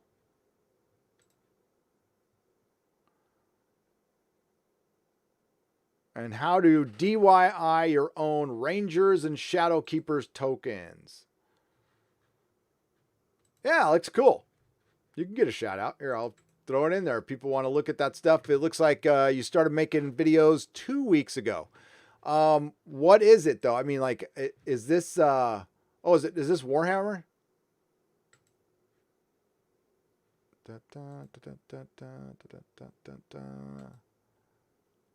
Oh yeah, that's pretty cool. Yeah, that is some nerdy shit right there, buddy. I like that. Here we go. So that is right there. I'm putting the channel in. You can go check it out if you like. You can go check it out. Thank you. Thank you, James. Yeah, and good luck. Good luck with the channel. Got any questions, hit me up. But it looks like your editing and stuff looks pretty good. Looks good.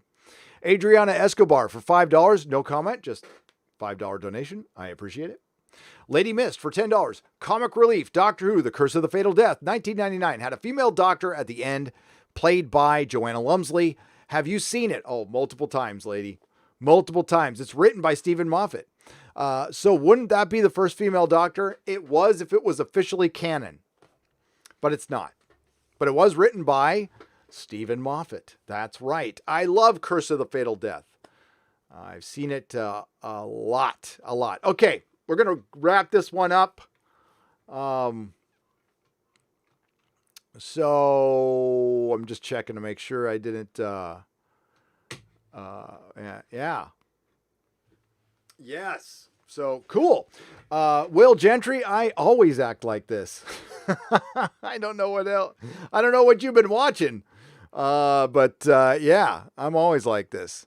I just got back from the gym. I am caffeinated as fuck. I am ready to kill this day, make this day my bitch. And it's only 2:57, so there's tons of day left. I've got 2 videos to make. I'm going to rip Hollywood a new one. We'll see if it works out. I'm not too sure if it's going to work out or not, but we'll try. In the meantime, enjoy my last video. Thank you, everybody, for your constant support. I appreciate it.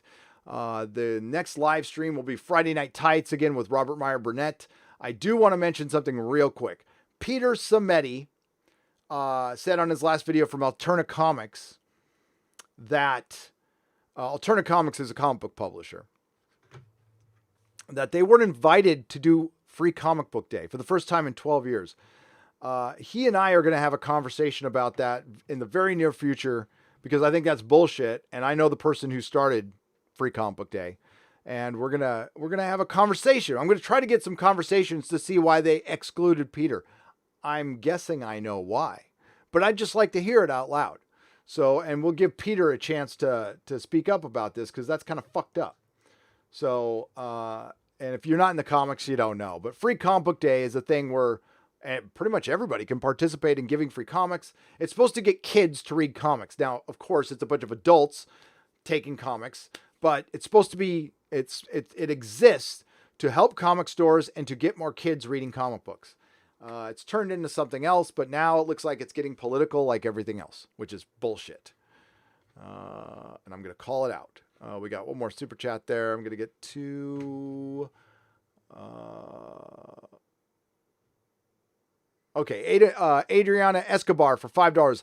I have to leave, but it as always a pleasure to listen. It's always a pleasure to have you here, Adriana, and I'm leaving as well. So thank you for the $5 and $5 Adam Child. Sonic comes out this week, and it's already being attacked by SGWs for being racist. And we all see Harley Quinn, and we should all see Harley Quinn. LOL. Let's go see Sonic. Go see Sonic. The director is respectful. I don't think I'm going to see it, but you guys go see it. Have fun. And yeah, give that director some money, because he deserves it. Ada McGurr for £5. That thumbnail makes me nauseous. Not even kidding. Gives me a mucus feeling. Glad to be back giving some super chats. Glad to have you back, Aiden. It's good to see you. Nicholas Horton. Here's that info. Alien signal. Okay, I'm going to copy and paste that, Nicholas. All right, thanks, bud. All right, thank you, Starry-Eyed Girl. Thank you to the Modrotics. Hello, Paola. How are you? Thank you, Paola. It is good to see you here. And Starry-Eyed Girl and Adam Child and everybody else who's here. Thank you to the mod Rodix for being here. If I missed a super chat, I will make it up in the next one. Everybody have a great, great day. Remember to like, share, and subscribe. And remember, not all who wander are lost. And we're going to take you out with some music here. So bye-bye.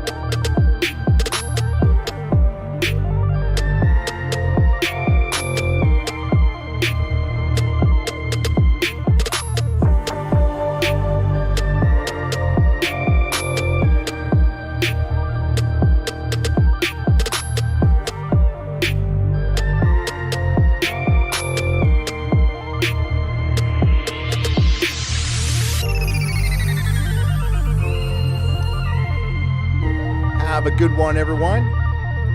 See you on Friday Night Tights. And who knows, maybe I'll do a surprise live stream tomorrow. Oh, and there's Exozone tomorrow, too. Don't forget the Exozone. Catch you later.